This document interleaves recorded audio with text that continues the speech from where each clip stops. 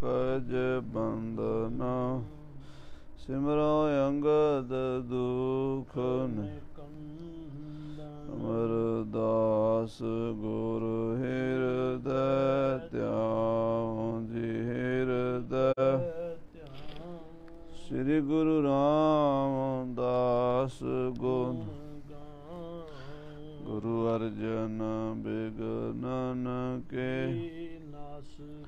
ਬਿਗਨਨ ਕੇ ਨਾਸਕ ਹਰ ਗੋਬਿੰਦ ਸ਼ੁਭ ਮਤ ਪ੍ਰਕਾਸ਼ ਸ੍ਰੀ ਹਰਿ ਰਾਏ ਨਮੋ ਕਰ ਜੋ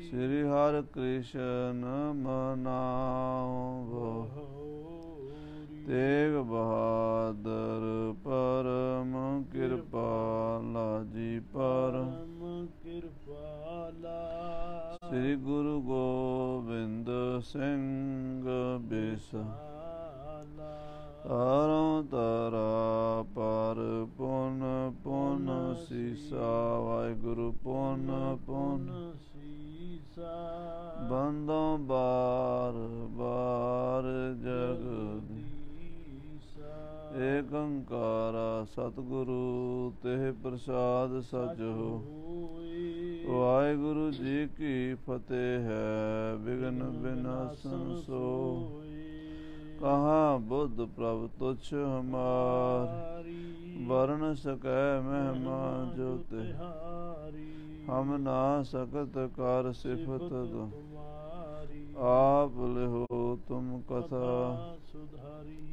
ਹਮ ਨਾ ਸਕਤ ਕਰ ਸਿਫਤ ਤੁਮਾਰੀ ਆਪ ਲਿਹੋ ਤੁਮ ਕਥਾ ਸੁਧਾਰੀ ਸਤਨਾਮ ਸ਼੍ਰੀ ਵਾਹਿਗੁਰੂ ਸਾਹਿਬ ਜੀ ਦੋਹਰਾ ਸੁਨ ਸਤਿਗੁਰ ਆਗਮਨ ਕੋ ਪੁਰਜਨ ਉਰ ਹਰ ਖਾਏ ਨਿਕਸੇ ਆਗੂ ਲੈਨ ਹਿਤ ਸਾਦਰ ਮਿਲੇ ਸੋ ਆਏ। ਵਾਹਿਗੁਰੂ ਜੀ ਕਾ ਖਾਲਸਾ ਵਾਹਿਗੁਰੂ ਜੀ ਕੀ ਫਤਿਹ।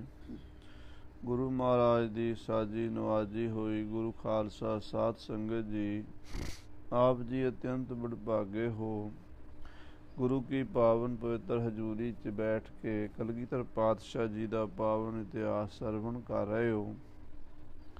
ਨਦੌਣ ਦਾ ਜੰਗ ਜਿੱਤਣ ਤੋਂ ਬਾਅਦ ਆਲਸੂਨ ਨਗਰ ਨੂੰ ਸੋਧਾ ਲਾਇਆ ਹੈ, ਕਿਉਂਕਿ ਆਲਸੂਨ ਦੇ ਲੋਕ ਗੁਰੂ ਦੀਆਂ ਸੰਗਤਾਂ ਨੂੰ ਬਹੁਤ ਪਰੇਸ਼ਾਨ ਕਰਦੇ ਸਨ।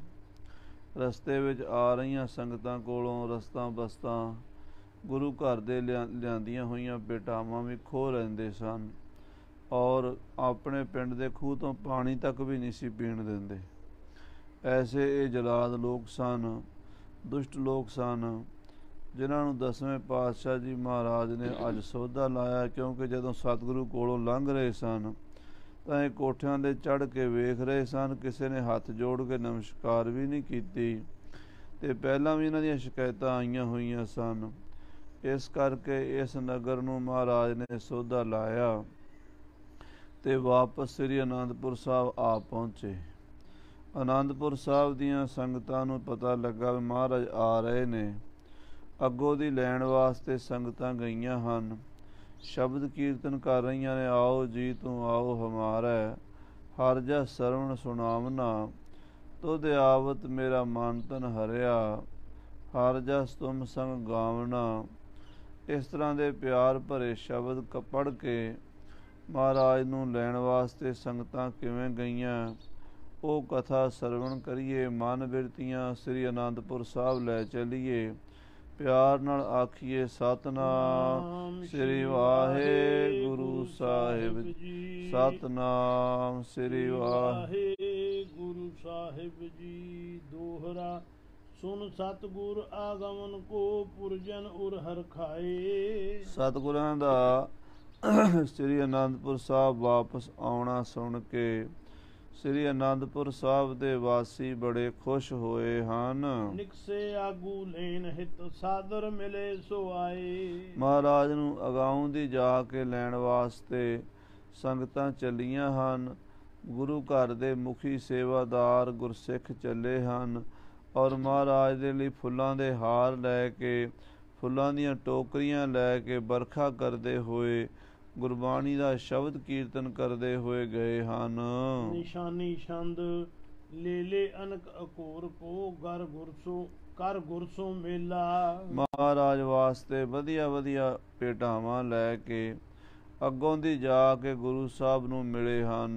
ਦਰਸ਼ਨ ਕੋ ਆਨੰਦ ਲੈ ਕਰ ਜਨਮ ਸੁਹੇਲਾ। ਮਹਾਰਾਜ ਦੇ ਦਰਸ਼ਨਾਂ ਦਾ ਲਾਹਾ ਪ੍ਰਾਪਤ ਕੀਤਾ ਹੈ। ਦਰਸ਼ਨ ਦੇਖਤ ਦੋਖ ਨਸੇ, ਕਬੂ ਨ ਹੋਵੋ ਦ੍ਰਿਸ਼ਟ ਅਗੋਚਰ, ਜੀ ਕੈ ਸੰਗ ਬਸੇ। ਤੇ ਬੜਾ ਹੀ ਮਨ ਪ੍ਰਸੰਨ ਹੋਇਆ, ਆਪਣਾ ਜਨਮ ਸਫਲਾ ਕੀਤਾ ਹੈ। ਧੁਨ ਦੁੰਦੁਬ ਰਣਜੀਤ ਕੀ, ਸੁਣ ਸੁਣ ਗਨ ਆਵਹਿ। ਰਣਜੀਤ ਨਗਾਰੇ ਦੀ ਆਵਾਜ਼ ਜਿੱਥੋਂ ਜਿੱਥੋਂ ਤੱਕ ਪਹੁੰਚ ਰਹੀ ਹੈ, ਸੁਣ ਸੁਣ ਕੇ ਲੋਕ ਮਹਾਰਾਜ ਦੇ ਦਰਸ਼ਨਾਂ ਲਈ ਆ ਰਹੇ ਨੇ। ਦੌੜ ਦੌੜ ਪੁਰ ਪੌਰ ਤਜ, ਦਲ ਯੁੱਤ ਦਰਸਾਵੈ। ਦੌੜ ਦੌੜ ਕੇ ਗੁਰੂ ਦੀਆਂ ਫੌਜਾਂ, ਗੁਰੂ ਦੀਆਂ ਸੰਗਤਾਂ, ਗੁਰੂ ਦੇ ਸਿੱਖ ਮਾਈ ਭਾਈ ਦਰਸ਼ਨ ਕਰਦੇ ਨੇ। ਮੰਗਲ ਅਨਕ ਪ੍ਰਕਾਰ ਕੇ ਪੁਰ ਬਿਖੈ ਚੰਤੀ। ਸ੍ਰੀ ਅਨੰਦਪੁਰ ਸਾਹਿਬ ਦੀਆਂ ਸੰਗਤਾਂ ਨੇ ਅਨੇਕਾਂ ਪ੍ਰਕਾਰ ਦੇ ਮੰਗਲਾਚਾਰ ਕੀਤੇ ਹਨ। ਪੌਰ ਪੌਰ ਪਰ ਸਸਮੁਖੀ, ਥਿਰ ਹੋਏ ਦਰਸੰਤੀ। ਚੰਦਰਮਾ ਵਰਗੇ ਮੁਖੜੇ ਵਾਲੀਆਂ ਬੀਬੀਆਂ ਦਰਵਾਜ਼ਿਆਂ ਤੇ ਖੜ ਕੇ ਫੁੱਲਾਂ ਦੀ ਵਰਖਾ ਕਰਦੀਆਂ ਨੇ ਤੇ ਸਤਿਗੁਰੂ ਪਾਤਸ਼ਾਹ ਦੇ ਪਾਵਨ ਮੁਖਾਰ ਬਿੰਦ ਦੇ ਦਰਸ਼ਨ ਕਰਦੀਆਂ ਨੇ। ਪ੍ਰਵੇਸੇ ਪ੍ਰਭੂ ਬਾਜ਼ਾਰ ਮੈਂ, ਦੇਖਤ ਨਰ ਨਾਰੀ। ਮਹਾਰਾਜ ਬਾਜ਼ਾਰ ਵਿੱਚ ਆਏ ਹਨ। ਅਨੰਦਪੁਰ ਸਾਹਿਬ ਦੇ ਬਾਜ਼ਾਰ ਵਿੱਚ ਪ੍ਰਵੇਸ਼ ਕੀਤਾ ਹੈ। ਇਸਤਰੀ ਪੁਰਸ਼ ਮਹਾਰਾਜ ਦੇ ਦਰਸ਼ਨ ਕਰ ਰਹੇ ਹਨ। ਗਨ ਚਕੋਰ ਜਨ ਚੰਦ ਕੋ, ਆਗਮਨ ਵਿਚਾਰੀ। ਕਵੀ ਜੀ ਕਹਿੰਦੇ ਜਿਵੇਂ ਚੰਦਰਮਾ ਦਾ ਦਰਸ਼ਨ ਚਕੋਰਾਂ ਕਰਦੀਆਂ ਨੇ। ਚੰਦ ਚਕੋਰ ਪ੍ਰੀਤ ਹੈ, ਲਾਏ ਤਾਰ ਨਿਹਾਲੇ। ਪੂਰਨਮਾਸ਼ੀ ਦੀ ਰਾਤ ਹੋਵੇ ਤੇ ਚਕੋਰ ਸਾਰੀ ਰਾਤ ਅਸਮਾਨ ਵਾਲੀ, ਚੰਦਰਮਾ ਵਾਲੀ ਦੇਖਦੇ ਰਹਿੰਦੇ। ਇਸ ਤਰ੍ਹਾਂ ਗੁਰੂ ਦੀਆਂ ਸੰਗਤਾਂ ਮਹਾਰਾਜ ਦੇ ਪਾਵਨ ਮੁਖਾਰ ਬਿੰਦ ਵੱਲ ਵੇਖ ਰਹੀਆਂ ਹਨ। ਪੁਸ਼ਪਨ ਕੋ ਬਰਖਾਵਹੀ, ਗੂੰਜਤ ਹੈ ਮਾਲਾ। ਫੁੱਲਾਂ ਦੀ ਵਰਖਾ ਕਰਦੀਆਂ ਨੇ। ਫੁੱਲਾਂ ਦੇ ਹਾਰ, ਫੁੱਲਾਂ ਦੀਆਂ ਮਾਲਾ ਪਰੋ ਕੇ ਰੱਖੀਆਂ ਹੋਈਆਂ ਨੇ। ਗ੍ਰਹਿਣ ਕਰਤ ਲਖ ਭਾਵ ਕੋ, ਹੋਏ ਹਰਖ ਵਿਸਾਲਾ। ਮਹਾਰਾਜ ਸੰਗਤਾਂ ਦਾ ਪ੍ਰੇਮ ਵੇਖ ਕੇ ਉਹਨਾਂ ਦੀ ਭੇਟਾਵਾਂ ਅੰਗੀਕਾਰ ਕਰਦੇ ਨੇ ਤੇ ਸੰਗਤਾਂ ਨੂੰ ਬੜੀਆਂ ਖੁਸ਼ੀਆਂ ਵੰਡਦੇ ਨੇ। ਚਖ ਬਿਸਤਰਤ ਸਰੋਜ ਕੋ, ਸਭ ਕੀ ਦਿਸ ਦੇਖੈ। ਸਾਧ ਸੰਗਤ ਜੀ, ਜਿਵੇਂ ਕਮਲ ਦੀਆਂ ਪੰਖੜੀਆਂ ਹੁੰਦੀਆਂ ਨੇ, ਇੰਨੀਆਂ ਸੋਹਣੀਆਂ ਮੋਟੀਆਂ ਮੋਟੀਆਂ ਸੁੰਦਰ ਸਤਿਗੁਰੂ ਜੀ ਦੀਆਂ ਅੱਖਾਂ ਹਨ, ਜਿਨ੍ਹਾਂ ਵਿੱਚ ਕਰੁਣਾ ਵੀ ਹੈ, ਰਸ ਵੀ ਹੈ, ਪਿਆਰ ਵੀ ਹੈ। ਸਤਿਗੁਰੂ ਆਪਣੇ ਸੇਵਕਾਂ ਵੱਲ, ਆਪਣੀਆਂ ਸੰਗਤਾਂ ਵੱਲ ਉਹ ਨੇਤਰ ਫੇਰਦੇ ਹਨ। ਕਿਰਪਾ ਕਟਾਖ ਅਵਲੋਕਨ ਕੀਨੋ। ਕਿਰਪਾ ਦ੍ਰਿਸ਼ਟੀ ਨਾਲ ਜਦੋਂ ਵੇਖਿਆ, ਦਾਸ ਕਾ ਦੁੱਖ ਬਿਦਾਰਿਓ। ਸੇਵਕਾਂ ਦੇ ਸਾਰੇ ਦੁੱਖ ਦੂਰ ਕਰ ਦਿੱਤੇ ਹਨ। ਕੁਸਲ ਪ੍ਰਸੰਨ ਸਭ ਕੋ ਕਰਹਿ, ਦੇ ਮੋਦ ਬਿਸਿਖੈ। ਮਹਾਰਾਜ ਸਭ ਦਾ ਹਾਲ ਚਾਲ ਪੁੱਛਦੇ ਨੇ, ਸਾਰਿਆਂ ਨੂੰ ਪ੍ਰਸੰਨ ਕਰਦੇ ਨੇ, ਸਾਰਿਆਂ ਨੂੰ ਵਿਸ਼ੇਸ਼ ਖੁਸ਼ੀਆਂ ਦਿੰਦੇ ਨੇ। ਭਾਟ ਨਕੀਬ ਪੁਕਾਰਤੇ, ਸਭ ਅਗਰ ਚਲੰਤੇ। ਭੱਟ ਨਕੀਬ ਗੁਰੂ ਸਾਹਿਬ ਜੀ ਦਾ ਜਸ ਕਰਨ ਵਾਲੇ ਅੱਗੇ ਅੱਗੇ ਮਹਾਰਾਜ ਦਾ ਜਸ ਕਰਦੇ ਜਾ ਰਹੇ ਨੇ, ਬਿਰਧ ਗਾ ਰਹੇ ਨੇ, ਸਵਈਏ ਪੜ੍ਹ ਰਹੇ ਨੇ, ਜਿਹਦੇ ਵਿੱਚ ਗੁਰੂ ਘਰ ਦੀ ਉਪਮਾ ਬਿਆਨ ਕੀਤੀ ਜਾ ਰਹੀ ਹੈ। ਸੋ ਜਸ ਬਖਾਨਤ ਪ੍ਰਭੂ ਕੋ, ਸਭ ਹੂਨ ਸੁਨੰਤੇ। ਮਹਾਰਾਜ ਦਾ ਜਸ ਬਖਾਨ ਕਰ ਰਹੇ ਨੇ, ਸਾਰਿਆਂ ਨੂੰ ਮਹਾਰਾਜ ਦਾ ਜਸ ਸੁਣਾ ਰਹੇ ਨੇ। ਜਿਵੇਂ ਅੱਜ ਵੀ ਹਰਿਮੰਦਰ ਸਾਹਿਬ ਦੀ ਮਰਜ਼ਾਦਾ ਹੈ, ਜਦੋਂ ਸ੍ਰੀ ਗੁਰੂ ਗ੍ਰੰਥ ਸਾਹਿਬ ਜੀ ਦਾ ਸਰੂਪ ਆਉਂਦਾ ਤਾਂ ਭੱਟ ਸਵਈਏ ਪੜ੍ਹਦੇ ਹਨ। ਇਹ ਪੁਰਾਤਨ ਰਾਜਿਆਂ ਮਹਾਰਾਜਿਆਂ ਦੇ ਦਰਬਾਰ 'ਚ ਇੱਦਾਂ ਹੁੰਦਾ ਆਇਆ ਹੈ। ਭੱਟ ਲੋਕ ਆਪਣੇ ਮਾਲਕ ਦੀ ਉਸਤਤ ਵਿੱਚ ਬੜੇ ਬੜੇ ਸੋਹਣੇ ਛੰਦ ਰਚਿਆ ਕਰਦੇ ਸਨ, ਉਹਨਾਂ ਦੀ ਬੰਸਾਵਲੀ ਗਾਇਆ ਕਰਦੇ ਸਨ ਤੇ ਉਹਨਾਂ ਦਾ ਜਸ ਬਿਆਨ ਕਰਿਆ ਕਰਦੇ ਸਨ। ਪਰਵਸੇ ਸਤਿਗੁਰੂ ਦੁਰਗ ਮੈਂ, ਜੋ ਬਣਿਓ ਨਵੀਨਾ। ਮਹਾਰਾਜ ਇਸ ਤਰ੍ਹਾਂ ਸ੍ਰੀ ਅਨੰਦਪੁਰ ਸਾਹਿਬ ਪਹੁੰਚੇ, ਜਿਹੜਾ ਬੜਾ ਸੁੰਦਰ ਆਨੰਦਗੜ੍ਹ ਕਿਲ੍ਹਾ ਬਣਿਆ ਹੈ।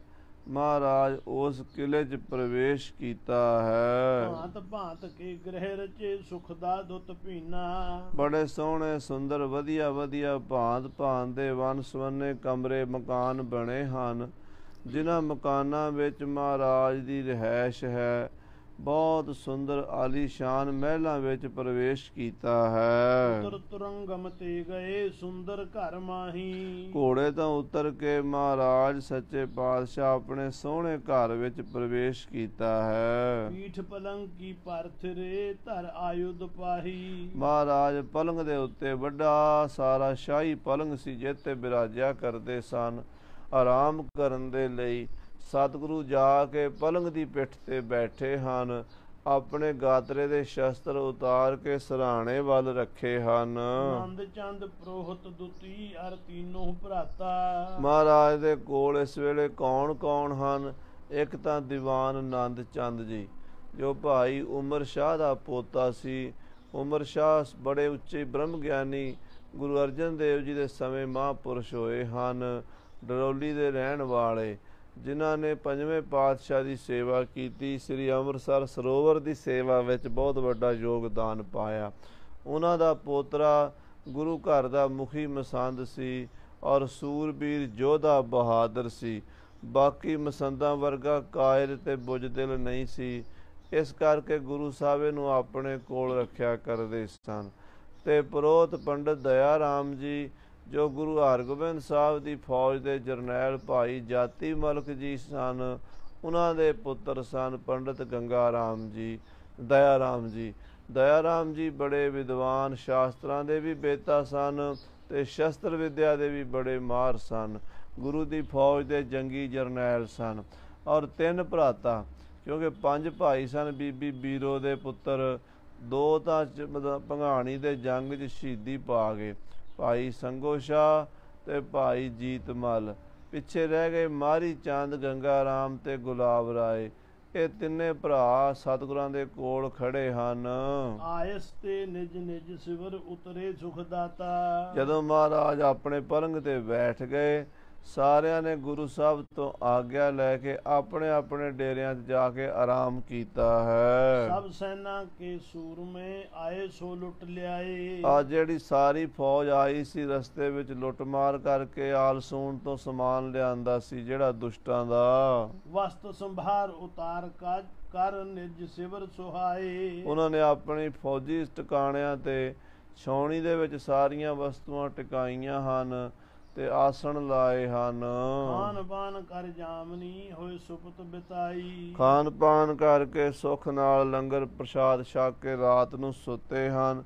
ਰਾਤ ਸੁੱਖਾਂ ਨਾਲ ਬਤੀਤ ਕੀਤੀ ਹੈ। ਕਿ ਸਕਲ ਸੁਖ ਪਾਏ ਕਰ ਜੋਧਾ ਸਮੁਦਾਈ। ਗੁਰੂ ਪਾਤਸ਼ਾਹ ਦੀ ਫੌਜ ਦੇ ਸਾਰੇ ਯੋਧੇ ਆਪਣੇ ਆਪਣੇ ਆਸਨਾਂ ਤੇ ਟਿਕੇ ਹਨ, ਆਰਾਮ ਕੀਤਾ ਹੈ। ਵਹੀ ਪ੍ਰਾਤ ਜਾਗੇ ਪ੍ਰਭੂ ਕਰ ਸੋਚ ਇਸ਼ਨਾਨਾ। ਅੰਮ੍ਰਿਤ ਵੇਲਾ ਹੋਇਆ ਹੈ, ਸਵਾ ਪਹਿਰ ਰਾਤ ਰਹਿੰਦੀ। ਸਤਿਗੁਰੂ ਜੀ ਦਾ ਜਾਗਣ ਦਾ ਨੇਮ ਸੀਗਾ। ਅੰਮ੍ਰਿਤ ਵੇਲੇ ਉੱਠ ਕੇ ਪਾਤਸ਼ਾਹ ਨੇ ਸੋਚ ਇਸ਼ਨਾਨ ਕੀਤਾ ਹੈ। ਚਾਰ ਕਰੀ ਦਿਨ ਚਰੇ ਤੇ ਨਿਜ ਲਾਏ ਦੀਵਾਨਾ। ਤੇ ਪਹਿਲਾਂ ਆਪਣਾ ਨਿਤਨੇਮ ਸਿਮਰਨ ਪੂਰਾ ਧਿਆਨ ਕਰਕੇ, ਉਸ ਤੋਂ ਬਾਅਦ ਜਦੋਂ 4 ਕੜੀ ਦਿਨ ਚੜ੍ਹ ਗਿਆ, ਯਾਨੀ ਕੋਈ ਸਵੇਰ ਦੇ 8-9 ਵਜੇ ਹਨ, ਤਾਂ ਸੰਗਤ ਨੂੰ ਦਰਸ਼ਨ ਦੇਣ ਵਾਸਤੇ ਦੀਵਾਨ ਲਾਇਆ ਹੈ। ਕਹੂੰ ਜਿਸ ਕੀ ਗਨ ਸੰਗਤਾਂ ਇਕੱਠੀ ਪੁਰ ਹੋਈ। ਚਾਰੇ ਪਾਸਿਓਂ ਉੱਤਰ, ਦੱਖਣ, ਪੂਰਬ, ਪੱਛਮ ਦੀਆਂ ਸੰਗਤਾਂ ਸ੍ਰੀ ਅਨੰਦਪੁਰ ਸਾਹਿਬ ਇਕੱਠੀਆਂ ਹੋਈਆਂ, ਮਹਾਰਾਜ ਦੇ ਦਰਸ਼ਨਾਂ ਲਈ ਆਈਆਂ ਹੋਈਆਂ ਹਨ।